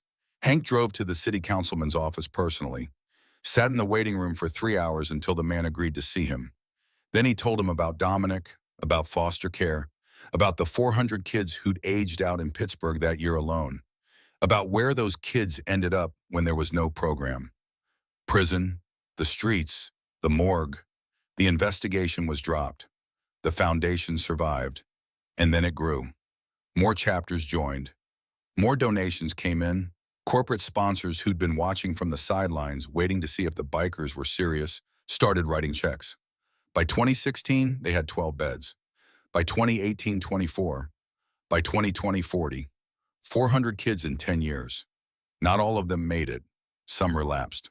Some went back to the streets. Some ended up in prison despite everything. You couldn't save everyone. Dominic knew that. Lorraine had taught him that too, though she didn't know it. She taught him by example. By keeping her bakery open for 20 years. By feeding people she couldn't follow. By giving kindness without guarantees. You do what you can. You feed who you can. You say the words. And then you let go and trust that some of it sticks. Most of it stuck. "I've been looking for you for 3 years, Dominic said again. Softer now. You moved, sold your old house on Birch Street, changed your phone number, deleted your Facebook. You made it really hard to find you." Lorraine almost smiled. "I didn't delete Facebook on purpose. Colleen's son Warren showed me how to use it, and I accidentally deleted my account trying to change my profile picture." A ripple of laughter moved through the bikers. The tension broke just slightly. "We hired a private investigator," Dominic continued. "Traced you through property records. Found out you still own this building. Still run the bakery, 25 years. He shook his head. 25 years. Same place, same counter, same cinnamon rolls, same woman. His voice caught. "I kept your business card for 16 years, Lorraine. 16 years until it fell apart in my hands. And even after it disintegrated, I kept the pieces in a plastic bag in my desk drawer because it was the only proof I had that you were real, that what happened here wasn't something I dreamed. He looked at the men behind him. So when my brother Colt asked me last year why I started the foundation, why I cared so much about lost kids, I told him the truth. I told him about you, and he said something I couldn't argue with. Colt Jensen, the road captain with the scar across his throat, spoke up. I said, brother, you need to find that woman. You need to show her what she built, because she has no idea. Dominic nodded. He was right. You have no idea, and that's why we planned this. All 97 of us, 8 states, rode through the night because we needed to do this right. Lorraine gripped the counter, the weight of it, the enormity. She was a baker in a small town who made cinnamon rolls and kept her head down and her door open. She was not the kind of woman who inspired 97 men to ride motorcycles from 8 states. But here they were. And the most important part, Dominic told her, was still to come. The bakery door opened again. Not the front door where 97 Harley-Davidsons sat cooling in the morning sun. The back door, the one that led to the alley behind the building. The same door where Lorraine had handed bread to a young man named Ethan Calloway every morning for 2 months 16 years ago. A woman stepped inside, mid-20s, brown hair pulled back in a ponytail. She wore jeans and a gray sweater that was slightly too large and clean white sneakers. Her eyes were red-rimmed but dry. She'd been crying recently but had stopped. On her hip, she carried a baby, maybe 6 months old, pink onesie with tiny white flowers, a knit cap over fine wisps of blonde hair. The baby was reaching for the cinnamon rolls in the display case, fingers opening and closing, making the universal infant gesture for "I want that."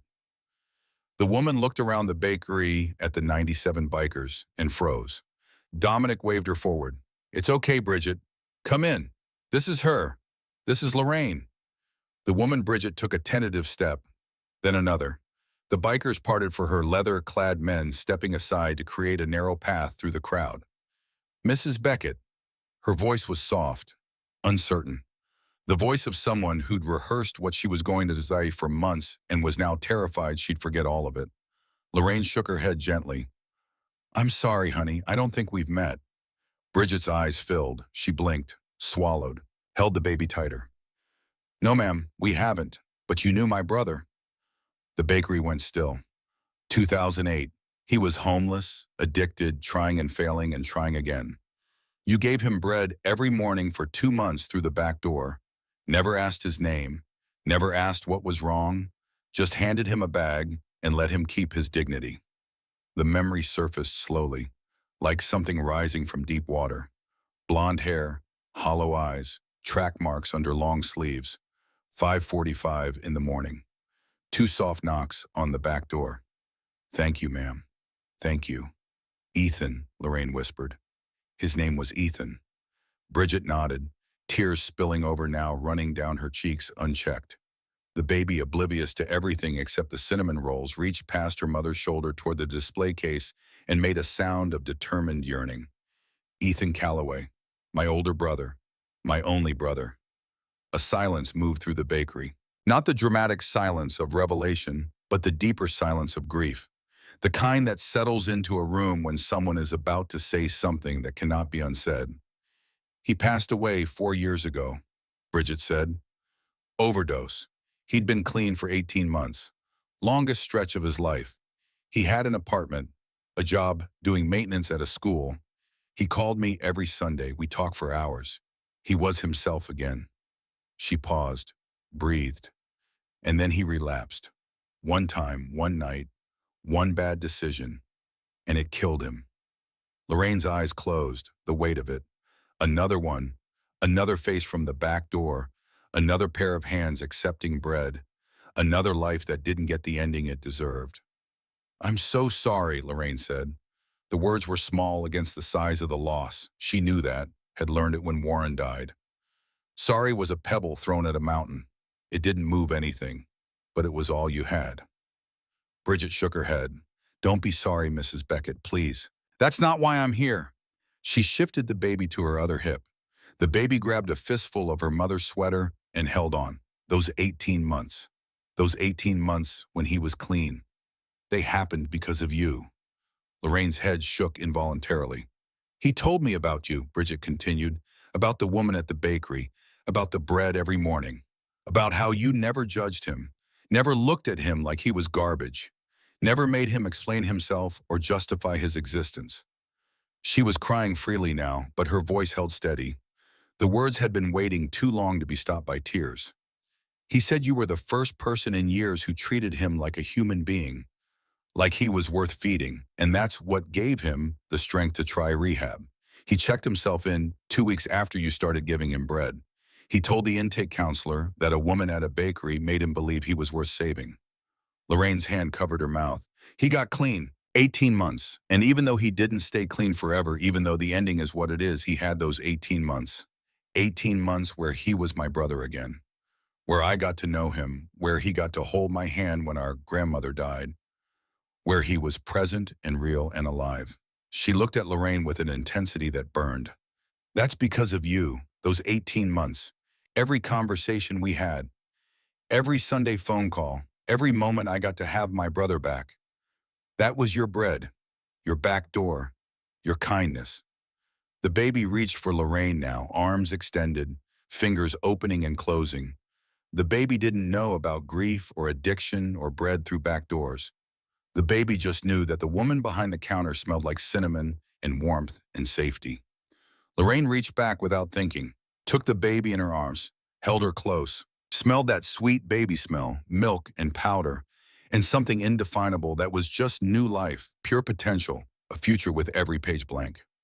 The baby grabbed Lorraine's apron strings and smiled, a gummy, drooly, uncomplicated smile, the kind of smile that has no agenda and no memory and no pain, just joy, just now. Her name is Lorraine, Bridget said quietly. The words landed on the bakery like a thunderclap made of silence. I named her after you, after the woman who saw my brother as human, who gave him dignity when he had none, who fed him when the rest of the world had decided he wasn't worth feeding. Lorraine held the baby tighter, tears running down her face and dripping onto the pink onesie. Baby Lorraine didn't mind. She had the apron strings and the warm arms, and that was enough. That was everything. I want her to know who you are, Bridget said. I want her to grow up knowing that kindness matters, that it's worth doing even when you can't see the results, even when the person you help doesn't make it all the way to the happy ending. She took a shaking breath. Ethan didn't get his happy ending, but those 18 months, they gave me mine. Because without those 18 months, I wouldn't have reconnected with my brother. And without reconnecting with my brother, I wouldn't have known about the foundation. She looked at Dominic. 2 years ago, I was pregnant, alone, terrified. My boyfriend left when I told him about the baby. My family had cut me off years ago because of Ethan's addiction. They couldn't handle it, couldn't handle me defending him. So they stopped calling, stopped answering. She straightened her shoulders. I found the New Horizon Foundation on social media. I called, they answered, they helped me find housing, helped me get my GED, connected me with job training, childcare, a support group, a life. She looked at Lorraine holding baby Lorraine. Now I work as a medical assistant. I have my own apartment. My daughter has a crib and a closet full of clothes and a mother who is present. I'm stable. I'm standing. And it's because of the foundation Dominic built, the foundation you inspired. She stepped closer. So you see, Mrs. Beckett, and your bread didn't just feed my brother for 2 months. It fed him enough to try. And his trying fed a connection that fed a foundation that fed me, that fed her. She pointed to the baby in Lorraine's arms. Your bread became a baby. Your kindness became a life. Dominic let the moment breathe. Lorraine held baby Lorraine. Mrs. Pemberton had tears streaming down her face and wasn't even bothering to wipe them. Mr. Hargrove had removed his reading glasses and was pressing the bridge of his nose with his thumb and forefinger, which was the closest he'd come to crying in public in decades. Then Dominic reached into his vest pocket. He pulled out an envelope. Thick, heavy, the weight of it visible in his hand, cream-colored, official-looking. The kind of envelope that contains things that change lives. Lorraine, we didn't just ride here to say thank you. He held the envelope out, steady, his scarred hands not trembling at all. We wrote here because thank you isn't enough. Words aren't enough. Not for what you did, not for what it became. Lorraine looked at the envelope. She was still holding the baby. Mrs. Pemberton appeared at her elbow, arms outstretched. Here, honey, let me hold her while you look. Lorraine passed baby Lorraine to Mrs. Pemberton, who immediately began bouncing the child on her hip with the practiced ease of a grandmother. The baby grabbed Mrs. Pemberton's reading glasses and tried to eat them. Lorraine took the envelope with both hands, opened it slowly, carefully. The way you open something when you know that whatever's inside will divide your life into before and after. Inside were documents, legal documents, financial statements, photographs. The first thing she saw was a photograph. A building, 3 stories, red brick, beautiful architecture, tall windows, a wide entrance with double doors. The kind of building that looked like it had been something important once and had been waiting to become something important again. Below the photograph, a document, dense legal language. She scanned it looking for something she could understand and found her own name. Property owner Lorraine Beckett. She looked up, confused, frightened. What is this? Dominic stepped closer. His voice was calm, measured. The voice of a man who had planned this moment for 3 years and was determined to get it right. We bought a building, downtown Pittsburgh, 3 stories, 8,000 square feet. It was a factory once, then a warehouse, then nothing. We restored it, completely. He pulled another photograph from the envelope. An interior shot, clean, bright, professional. Workshop space with welding stations and tool racks. A commercial kitchen with stainless steel counters. A classroom with desks and a whiteboard. A hallway lined with doors, each one numbered. 72 Hells Angels chapters across the East Coast contributed. Corporate sponsors, private donations, 3 years of fundraising, $3.2 million. $3.2 million. Lorraine's knees buckled. She grabbed the counter. Mr. Hargrove jumped up from his booth and slid a chair behind her. She sat down hard. We bought it and we put it in your name, Dominic said, because it belongs to you. Everything in that building started here, in this bakery, at that counter, in that booth. He knelt beside her, eye level now, the same way she'd sat across from him 21 years ago. The Lorraine Beckett New Horizons Center, first floor, vocational training, mechanics, welding, carpentry, electrical, the skills that saved my life. Second floor, transitional housing, 12 beds, clean, safe, warm. A place for kids who have no place. Third floor, counseling center, therapy, legal aid, case management, administrative offices. Lorraine stared at the papers, at her name on the deed, at the photographs of a building she'd never seen in a city she'd barely visited. $3.2 million. 72 chapters, 12 beds, vocational training. This was impossible. This didn't happen to women like her. Women who made cinnamon rolls and talked to photographs of their dead husbands and put bread by the back door for people they'd never see again. I can't, she whispered. Dominic, I can't do this. I'm a baker. I make cinnamon rolls. I don't know anything about running a program. I don't know about transitional housing or job training or counseling. I'm 64 years old. I'm nobody. Dominic didn't flinch, didn't react, just held her gaze with the steady certainty of a man who'd spent 21 years preparing for this exact objection. You already did it, he said. Right here, for 25 years, this bakery is the program. You just never called it that. He gestured to the space around them. You saw people. That's the program. You fed them. That's the program. You told them they mattered.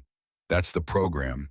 Everything else, the building, the budget, the staff, that's logistics, details. We've got people for that. Hank will run security and operations. Colt will coordinate mentorship across 15 chapters. Darnell will teach welding and fabrication. I'll teach mechanics. He pointed to a section of the documents.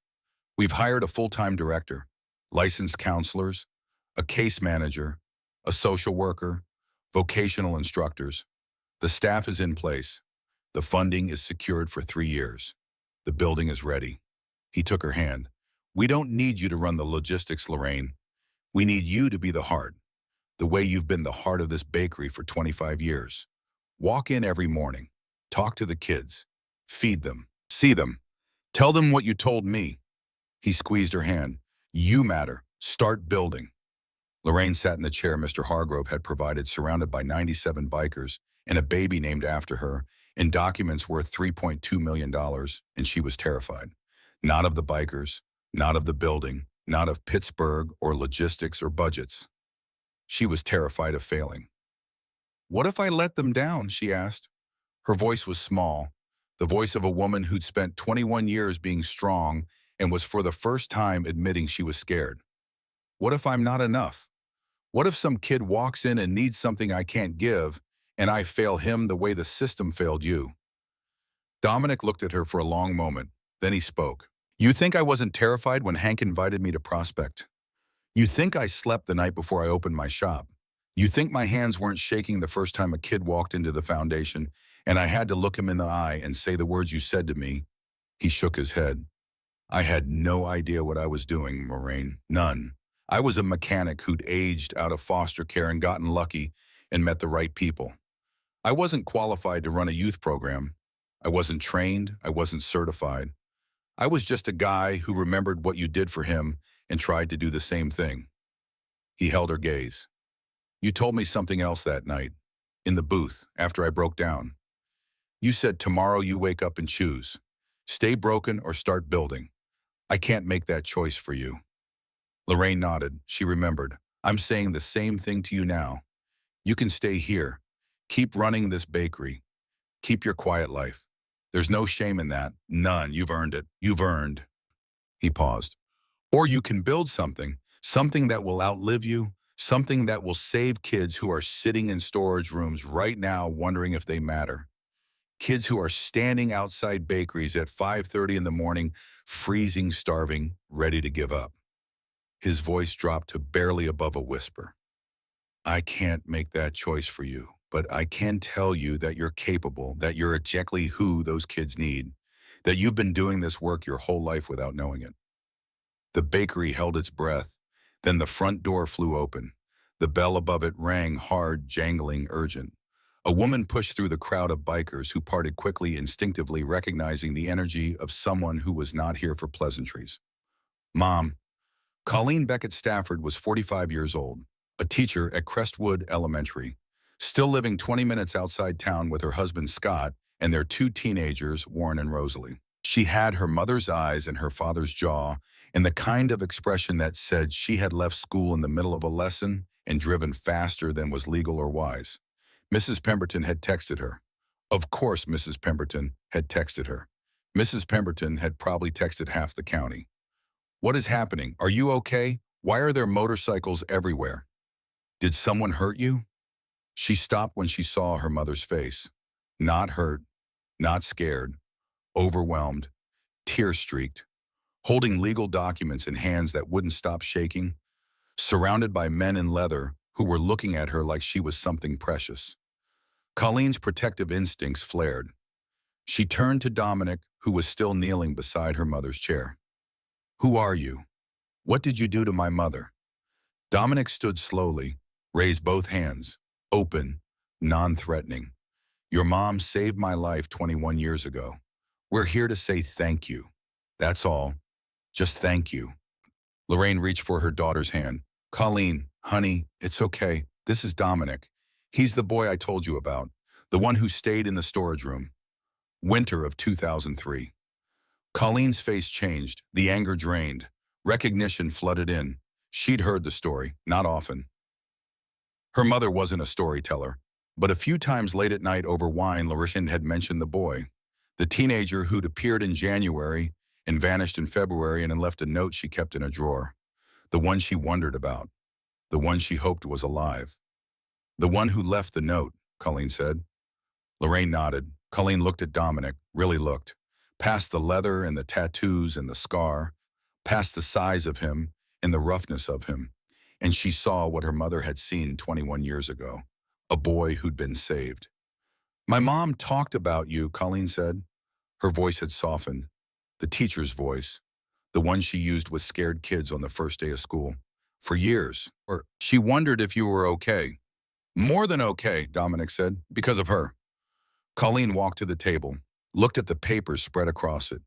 The deed, the financial statements, the photographs of the building in Pittsburgh. She read quickly, her teacher's brain processing information with practiced efficiency. Her eyes widened. Mom, is this real? Lorraine nodded, couldn't speak. Colleen picked up the deed, read it twice, set it down, picked up the financial summary, set it down, looked at Dominic. You want her to run this? She's the only one who can. Colleen sat down next to her mother, took her hand, the hand that had packed her lunch every day of elementary school, the hand that had wiped her tears when her father died, the hand that had kneaded 10,000 batches of dough in a bakery her father built. Mom, do you remember that winter after he left? Lorraine nodded. You were drowning. After Dad died, you were barely functioning. Going through the motions. I was at school, but I called every night and I could hear it in your voice. You were disappearing. Colleen's eyes were wet now. And then you helped that kid, Dominic, and something changed. I came home for spring break and you were different. Lighter. More present. You had something back. Something I hadn't seen since Dad. She squeezed her mother's hand. He saved you too, Mom. You never said it out loud, but I saw it. That kid gave you a reason to keep going, and you've been keeping going for 21 years. Keeping this bakery open. Keeping Dad's dream alive. Feeding people through the back door and never telling anyone about it. Lorraine's tears came harder. Colleen was right. She'd been dying slowly in the winter of 2003, and Dominic had given her a reason to live. Not a dramatic reason, not a revelation, just a reminder. That kindness still worked. That Warren's philosophy was true. That feeding people mattered even when you couldn't follow them out the door. Colleen picked up the deed again, studied it, looked at her mother with an expression that was equal parts pride and determination. Dad would want you to do this. Lorraine shook her head. How do you know? Because he taught you to see people, to value them, to feed them first and ask questions later. His whole life was about that. And now 97 men rode here from 8 states to prove that you did it right, that it worked, that it changed lives. She set the deed down in front of her mother. Dad would be so proud, Mom. So proud. Do this. Do it for him. Do it for Dominic. Do it for all those kids who need someone to tell them they matter. Lorraine stood, slowly. Her whole body felt heavy, the weight of the moment pressing down on her like something physical. She looked around the bakery, at the walls Warren had painted, at the counter he'd built, at the display cases he'd sanded and sealed and installed, at his photograph behind the register. Young Warren, smiling Warren, forever 23 in that picture, holding up a level sawdust in his hair, proud of the thing he was building. She looked at the KitchenAid mixer he'd bought her for their 20th anniversary, still working, still mixing dough every morning, 26 years old and still going, which was more than you could say for most things. She looked at the cinnamon roll display. Mildred Beckett's recipe, Warren's mother. The recipe that had traveled from Mildred's kitchen to this bakery to a storage room where a starving boy ate one and cried. The recipe that became a tattoo on a man's chest. The recipe that was told as a story to 400 kids in a facility in Pittsburgh. She looked at Dominic, at the man he'd become. Strong, scarred, alive. A leader who'd taken the broken pieces of a terrible childhood and built something that saved lives. Who'd come back? Who'd kept his promise? Who'd written, I'll find you again, in a note she'd kept for 21 years and meant it? She looked at the 96 men standing behind him. Hell's Angels, outlaws, men the world judged on sight. And here they were, in her bakery, crying, because a woman who made cinnamon rolls had once opened a door. She looked at Bridget holding baby Forring, a young mother who'd been given a chance because kindness didn't stop at one person. It moved. It traveled. It found the next person and the next and the most. She looked at Colleen, her daughter, her heart. Warren's eyes in Colleen's face. She looked at the photograph behind the register one last time. Dominic. Her voice was stronger now, clearer. The voice of a woman who had made a decision. He looked at her, waiting, the way he'd waited 21 years ago in the booth. patient, hoping. That night, in the booth, I told you that you mattered. Did you believe me? He thought about it. Honestly, the way she'd taught him to be honest. Not at first, no, I wanted to. I wanted to believe it so badly I could taste it. But I'd spent 19 years being told the opposite, being treated like garbage, being discarded by every system and every person who was supposed to protect me. I didn't believe it right away. He paused. But wanting to believe was enough. It kept me alive. It kept me trying. And eventually I did believe it because you kept showing me it was true. Every morning you let me stay. Every meal you cooked. Every time you treated me like a person instead of a problem. You proved it. Lorraine nodded, understanding, settling over her like warmth from an oven. Then I'll do the same, she said. I don't believe I can do this yet. I don't believe I'm capable of running a center that big of being what those kids need. I'm scared, Dominic. I'm 64 years old and I'm scared. She straightened her shoulders. But I want to believe I can. And maybe wanting to is enough. Maybe wanting to is the first step. The bakery held its breath. I'll run your center. The words were huge, terrifying, exactly right. On 3 conditions. Dominic smiled, that same vulnerable smile, the one that turned a 40-year-old biker back into a 19-year-old boy. Anything. Lorraine pointed to the documents on the table. The vocational program, the mechanics workshop, the welding and carpentry training, that gets named after my husband. The Warren Beckett Trades Program. He believed in second chances. He lived a second chance. He grew up in the system same as you. He built this bakery with his hands, and he built a life from nothing, and his name should be on everything that teaches kids to do the same. Dominic's eyes glistened. Done. Lorraine pointed again. The culinary program, the baking kitchen, the training that teaches kids to cook and feed people and understand that a meal is more than calories. That gets named after my daughter. The Colleen Stafford Culinary Program. She's a teacher. She sees potential in kids every day. Her name belongs on anything that teaches someone to nourish another person. Colleen gasped, covered her mouth, tears streaming. Done, Dominic said. Lorraine's third condition was not in any legal document, could not be put on any deed or financial statement. It was simpler than that, and bigger. Every kid who walks through those doors gets a cinnamon roll. She looked at Dominic, held his gaze. Fresh, warm, Mildred Beckett's recipe, the first thing they get, before the intake paperwork, before the counseling session, before anyone asks them their name or their story or what they've done or where they've been. Her voice was fierce now, the fierceness from 21 years ago, the fierceness of a woman who knew the exact value of feeding someone who was starving, because that's where it started, with you. Eating a cinnamon roll in my booth at 5:30 in the morning and believing for the first time in your life that someone cared whether you lived or died. That's the foundation, not the building, not the budget. A cinnamon roll and the belief that you're worth feeding. Dominic crossed the distance between them. He pulled Lorraine into a hug, strong, careful, gentle in a way that his size and his scars and his leather made surprising. 21 years of gratitude compressed into one embrace. The boy she'd saved holding the woman who'd saved him. Lorraine hugged him back. Her arms barely reached around his shoulders. Her flour-dusted apron pressed against his black t-shirt. Her tears soaked into the fabric over the cinnamon roll tattoo on his chest.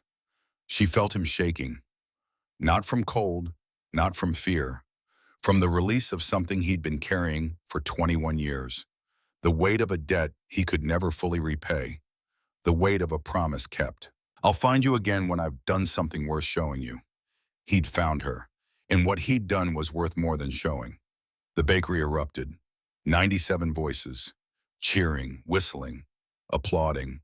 The sound bounced off the walls Warren had painted, and the ceiling Warren had tiled, and the floor Warren had laid, and it filled the space with something it had never held before.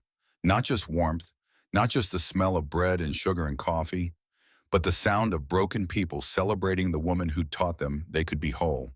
Colleen joined the hug. Then Bridget, baby Lorraine between them, the baby laughing at the noise, reaching for everything, grabbing at leather vests and flour-dusted aprons, and Dominic's long hair. Then Hank Pruitt, the old veteran, wrapping his arms around the whole group, his gray beard pressed against Lorraine's shoulder. Then Darnell, then Colt, then others. Men she'd never met holding her like family. Because she'd always been. When they finally released her, Lorraine wiped her face, smoothed her apron, and did the only thing she knew how to do. "Everyone eats." She said it loud, the voice of a woman who'd been feeding people for 25 years and wasn't about to stop now. "That's the rule in my bakery. Everyone eats." She went behind the counter, started pulling cinnamon rolls from the display case, loading them onto trays. The morning's full batch, 24 rolls, not nearly enough for 97 men and a handful of stunned Crestwood residents. She went to the kitchen, started another batch, hands moving with the muscle memory of 10,000 mornings. Flour, sugar, yeast, butter, cinnamon. The bikers helped. Enormous tattooed men in leather vests carrying trays of cinnamon rolls through a small-town bakery like they were serving communion. Someone started the coffee maker. Someone else found cups. The bakery transformed from a place of business into something else entirely. A kitchen table, a family gathering, a celebration. The front door opened. The celebration spilled onto the sidewalk. Crestwood residents who'd been watching nervously from across the street began to approach. Mrs. Pemberton first, naturally. She handed baby Lorraine back to Bridget and marched straight into the crowd, already asking questions, already gathering information she would distribute to every telephone and text chain in the county by nightfall. Mr. Hargrove followed, then others, the librarian, the postman, the woman who ran the antique shop 2 doors down. Children braver than their parents walked right up to the motorcycles. A boy, maybe 7 years old, pointed at a gleaming Harley-Davidson with chrome pipes and custom paint. "Can I sit on it?" The biker, a man the size of a refrigerator with a beard to his chest and tattoos on his neck, grinned. "Sure, kid. Let me lift you up." Soon there were children on motorcycles, parents taking photographs, bikers showing kids how the throttle worked, how the clutch engaged, how the kickstand folded. The fear that had frozen the town 90 minutes ago had evaporated completely, replaced by curiosity, then wonder, then joy. Inside the bakery, Dominic spread blueprints across a table. Lorraine leaned over them, flour from her apron, dusting the paper. She asked questions, sharp questions. Where would the kids sleep? How many staff per shift? What about fire exits? What about dietary restrictions? What about kids who were scared of small spaces? She was already thinking like a program director and didn't even know it. Hank offered to oversee daily operations. Former military, he knew how to create structure without creating a prison, knew how to keep people safe while letting them breathe. Colt offered to coordinate mentorship. He had connections across 15 chapters. Every kid who walked through the door would be paired with a mentor, a biker who'd been where they were, who understood the fear and the anger and the bone-deep certainty that nobody cared, who could look them in the eye and say with authority, with proof, with the scars to back it up, "I've been where you are. It gets better. You matter." Darnell offered to run the welding and fabrication program. He'd teach them the way Dominic taught him. Patient, demanding, believing in their capability before they believed in it themselves. Someone produced a leather vest from a saddlebag. Custom made. Not a Hells Angels patch because Lorraine wasn't a member. Something different. Something that bridged 2 worlds. On the back, embroidered in elegant script against the black leather, Lorraine Beckett. Where it started, Lorraine put it on over her flour-dusted apron. The contrast was everything. Gentle and fierce. Bred in chrome. A baker who'd become a foundation without ever leaving her kitchen. Someone took a photograph. Lorraine standing between Dominic and Hank, cinnamon roll in one hand, coffee in the other, wearing the vest over her apron, flour on her cheek, the biggest smile she'd worn since Warren died. Colleen took one look at the photograph and started crying again. "Dad would love this," she whispered. "He would absolutely love this." The celebration lasted 3 hours. Stories shared, plans made, phone numbers exchanged. Mrs. Pemberton got personal information from at least 30 bikers, which they would later regret when she started sending them Christmas cards and prayer chain updates. Mr. Hargrove shook Dominic's hand and said, "Young man, I've been reading about Hell's Angels in the newspaper for 50 years, and I've never once read a story like this. Maybe the newspapers have been getting it wrong. The young mother who'd pulled her children close when the bikers arrived now sat at a table with Colt Jensensen, listening to him explain the mentorship program, while her 6-year-old son sat on Colt's lap and played with the patches on his vest. By the time the sun started angling lower through the bakery windows, casting long, golden bars across the checkered floor, Lorraine was exhausted, overwhelmed, happier than she'd been in 21 years. Every cell in her body hummed with something she thought she'd lost forever. Purpose, real purpose. Not the purpose of routine, not the purpose of keeping a bakery open because closing it would mean losing Warren again. The purpose of building something new, something big, something that would outlive her. The bikers began to leave, one by one, then in groups, engines firing up in the parking lot. The rumble that had terrified the town 3 hours ago now felt like a heartbeat, a rhythm, something alive and powerful and heading somewhere that mattered. They rode out in formation, down Main Street, past the traffic light, past the 3 churches, past the closed storefronts and the quiet houses in the fields beyond. Crestwood's residents stood on the sidewalk and waved. The bikers waved back. Some honked their horns. Some revved their engines for the kids who screamed with delight. Dominic was the last to leave. He stood by his bike outside the bakery, helmet in his hand, the late afternoon light catching the scar on his face and the patches on his vest. He hugged Lorraine one more time. "See you in Pittsburgh next week. We've got work to do." She nodded. "I'll bring cinnamon rolls." He laughed, a real laugh, full and warm and free of everything that had weighed it down for 21 years. "I know you will." He put on his helmet, swung onto his bike, kicked the engine to life. The rumble filled the street one last time. He looked at her through the visor. She couldn't see his eyes, but she could feel them. The boy she'd saved looking at the woman who'd saved him.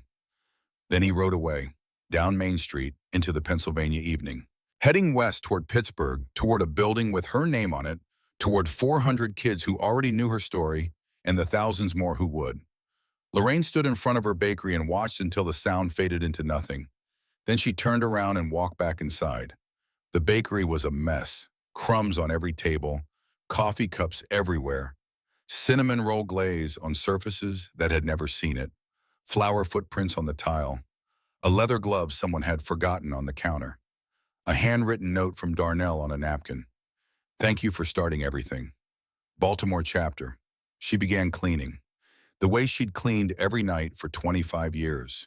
Wiping down tables, collecting cups, sweeping floors. Her hands knew the work. Her body knew the rhythm. But everything else was different. She stopped in front of Warren's photograph. Young Warren, smiling Warren, the man who'd taught her that people weren't disposable. "You should have seen it, Warren," she said to the photograph. 97 of them, in your bakery, crying over cinnamon rolls." She smiled. "They named a building after me. Can you imagine a building in Pittsburgh with your name on the trades program, Colleen's name on the kitchen?" She touched the glass of the frame. "I'm going to do it. I'm scared to death, but I'm going to do it. Because you taught me to see people, and apparently I've been doing it all along without knowing it." She paused. "I wish you were here. I wish you could see what that boy became. You would have liked him, Warren. He's got your hands. Not literally, but the way he fixes things, the way he builds, the way he looks at broken kids and sees what they could become." She wiped her eyes. "I'll make you proud. Both of us will." She turned off the lights, locked the door, walked to her car in the October evening. Tomorrow she would call Dominic. Start planning, start learning, start building. But tonight she would drive home and sit in the kitchen and eat a cinnamon roll and talk to Warren's photograph on the mantle and tell him everything, every detail, every moment, the way she'd been telling him things for 22 years. And tomorrow she would wake up and choose, not stay broken or start building. She'd already made that choice 21 years ago when she opened the door for a boy with a black eye and an empty stomach. This was the next choice, the bigger one. The one that would take everything she had and everything she was and turn it into something that would outlive her. She was ready.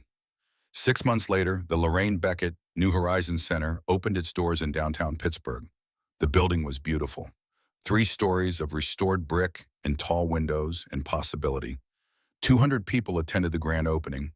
Local politicians, business owners, foster care advocates, social workers, reporters, and in the center of it all, Lorraine Beckett, 65 years old, wearing her honorary leather vest over a clean white apron, standing between Dominic Hale and Hank Pruitt, surrounded by the first cohort of 8 kids who'd moved into transitional housing the week before. 8 kids, ages 18 to 21, 4 boys, 4 girls, every one of them carrying a garbage bag of clothes and a look in their eyes that Lorraine recognized. The look of people who'd been told they didn't matter so many times they had started to believe it. She handed each of them a cinnamon roll, warm, fresh, Mildred Beckett's recipe. "Welcome home," she said. The Warren Beckett Trades program launched with 12 students. Hank ran it with the precision of a military operation and the warmth of a man who'd spent 40 years learning that discipline and compassion were not opposites. The kids learned mechanics, welding, carpentry, electrical. They learned to fix things with their hands, and in fixing things, they fixed something inside themselves. The Colleen Stafford Culinary Program launched with 10 students. They learned to bake bread, to make cinnamon rolls, to cook meals that fed body and soul. Colleen drove from Crestwood twice a month to guest teach, and every time she walked through the kitchen door, Lorraine saw Warren in her daughter's face. The patience, the steadiness, the belief that everyone could learn if someone cared enough to teach them. And every morning before classes started, before counseling sessions began, before the day's logistics consumed the building's attention, Lorraine showed up, 65 years old, 4 a.m. alarm. The same alarm she'd been answering for 26 years. She drove from the apartment she'd rented in Pittsburgh 3 blocks from the center because she wanted to be close. She unlocked the kitchen, turned on the ovens, mixed the dough, rolled it thin, spread it thick, coiled it tight. Mildred Beckett's cinnamon rolls, baked fresh every single morning. By the time the kids woke up, by the time they shuffled into the common area with sleep in their eyes and uncertainty in their hearts, by the time they sat down at the long table and looked around at a place they weren't yet sure they belonged in, there was Lorraine, standing behind the counter, apron dusted with flour, a tray of warm cinnamon rolls in her hands. "Good morning, you matter, eat." 1 year later, 34 kids had gone through the program. 28 had secured stable housing and employment. 4 had enrolled in college. 2 had started small businesses. Dominic stood beside Lorraine at the annual fundraiser. Hells Angels chapters from 15 states attended. They raised $340,000 in one night, enough to fund operations for another year, enough to start planning the second location. 2 years later, that second location opened in Philadelphia. A third was planned for Baltimore. Lorraine was 66 now. She had transitioned to part-time training staff to handle the daily operations she couldn't sustain forever. Her back ached, her knees protested. The 4 a.m. alarm was getting harder to answer. But she still showed up, still baked, still sat with kids who didn't believe they mattered, and told them with the quiet certainty of a woman who had 23 years of proof that they were wrong. Some traditions don't change. Some words don't wear out. Some recipes keep saving lives one batch at a time. In the common room of the Pittsburgh Center, a photograph hung on the wall, framed, protected by glass. The photograph showed a small bakery in a small town. Red and white checkered curtains, a chalkboard menu, a counter built by hand, and behind the counter, a woman in a flour-dusted apron standing next to a young man in a leather vest, both of them smiling. Both of them whole. Below the photograph, a small brass plaque, where it started, Lorraine's Bakery. Crestwood, Pennsylvania, January 2003, and taped beside it in a sealed plastic frame, a note written in careful block letters on bakery stationery. "You saved my life. I'm going to make you proud. I'll find you again when I've done something worth showing you." Every kid who walked through the center's doors saw that note on their first day. Every kid heard the story about the woman who fed a starving boy, who asked no questions, who told him he mattered, who gave him a cinnamon roll and a place to sleep, in 17 minutes of truth that became a foundation, a building, a movement, a family. And every kid on their first morning sat at the long table and received a warm cinnamon roll. And across from them, whether it was Lorraine herself, or Dominic, or Hank, or Darnell, Or one of the dozens of mentors who'd passed through the program, someone looked them in the eye and said the words, "You matter. The world beat you down. But that doesn't mean you don't matter. Tomorrow, you wake up and choose. Stay broken or start building. I can't make that choice for you. But if you choose to build, we'll help." Some of them cried. Some of them didn't believe it. Some of them wanted to believe it so badly they could taste it the way Dominic had tasted it 21 years ago in a booth in Crestwood with glaze on his fingers and tears on his face. And that was enough. Wanting to believe. That was always enough, because in 2003, Lorraine Beckett fed one homeless boy. That boy grew up and fed 400 more. Those 400 would feed thousands, because kindness doesn't end. It doesn't expire. It doesn't run out. It multiplies. It ripples through time, touching lives you'll never meet, solving problems you'll never see, building futures you'll never imagine. All because one woman chose to open a door. All because 97 bikers chose to say thank you. All because a cinnamon roll became a symbol of something bigger than any of them. Hope, second chances. The stubborn, irrational, magnificent belief that broken doesn't mean finished. That where you start doesn't determine where you end. That feeding someone who is starving is never, ever wasted. Lorraine Beckett didn't set out to change the world. She set out to get through the day, to honor her husband's memory, to not drown in grief. But here's what she learned, what Warren always knew, what Dominic carried with him for 21 years, what 400 kids discovered in a building in Pittsburgh named after a baker from a small town. Purpose finds you. It doesn't announce itself. It doesn't come with paperwork or a $3.2 million building or 97 motorcycles. It comes disguised as a knock on the door at 5:30 in the morning. A pair of bruised hands pressed against cold glass. A voice saying, "I'm hungry." And all you have to do is open the door. Feed first. Ask questions later. You never know whose life you're saving.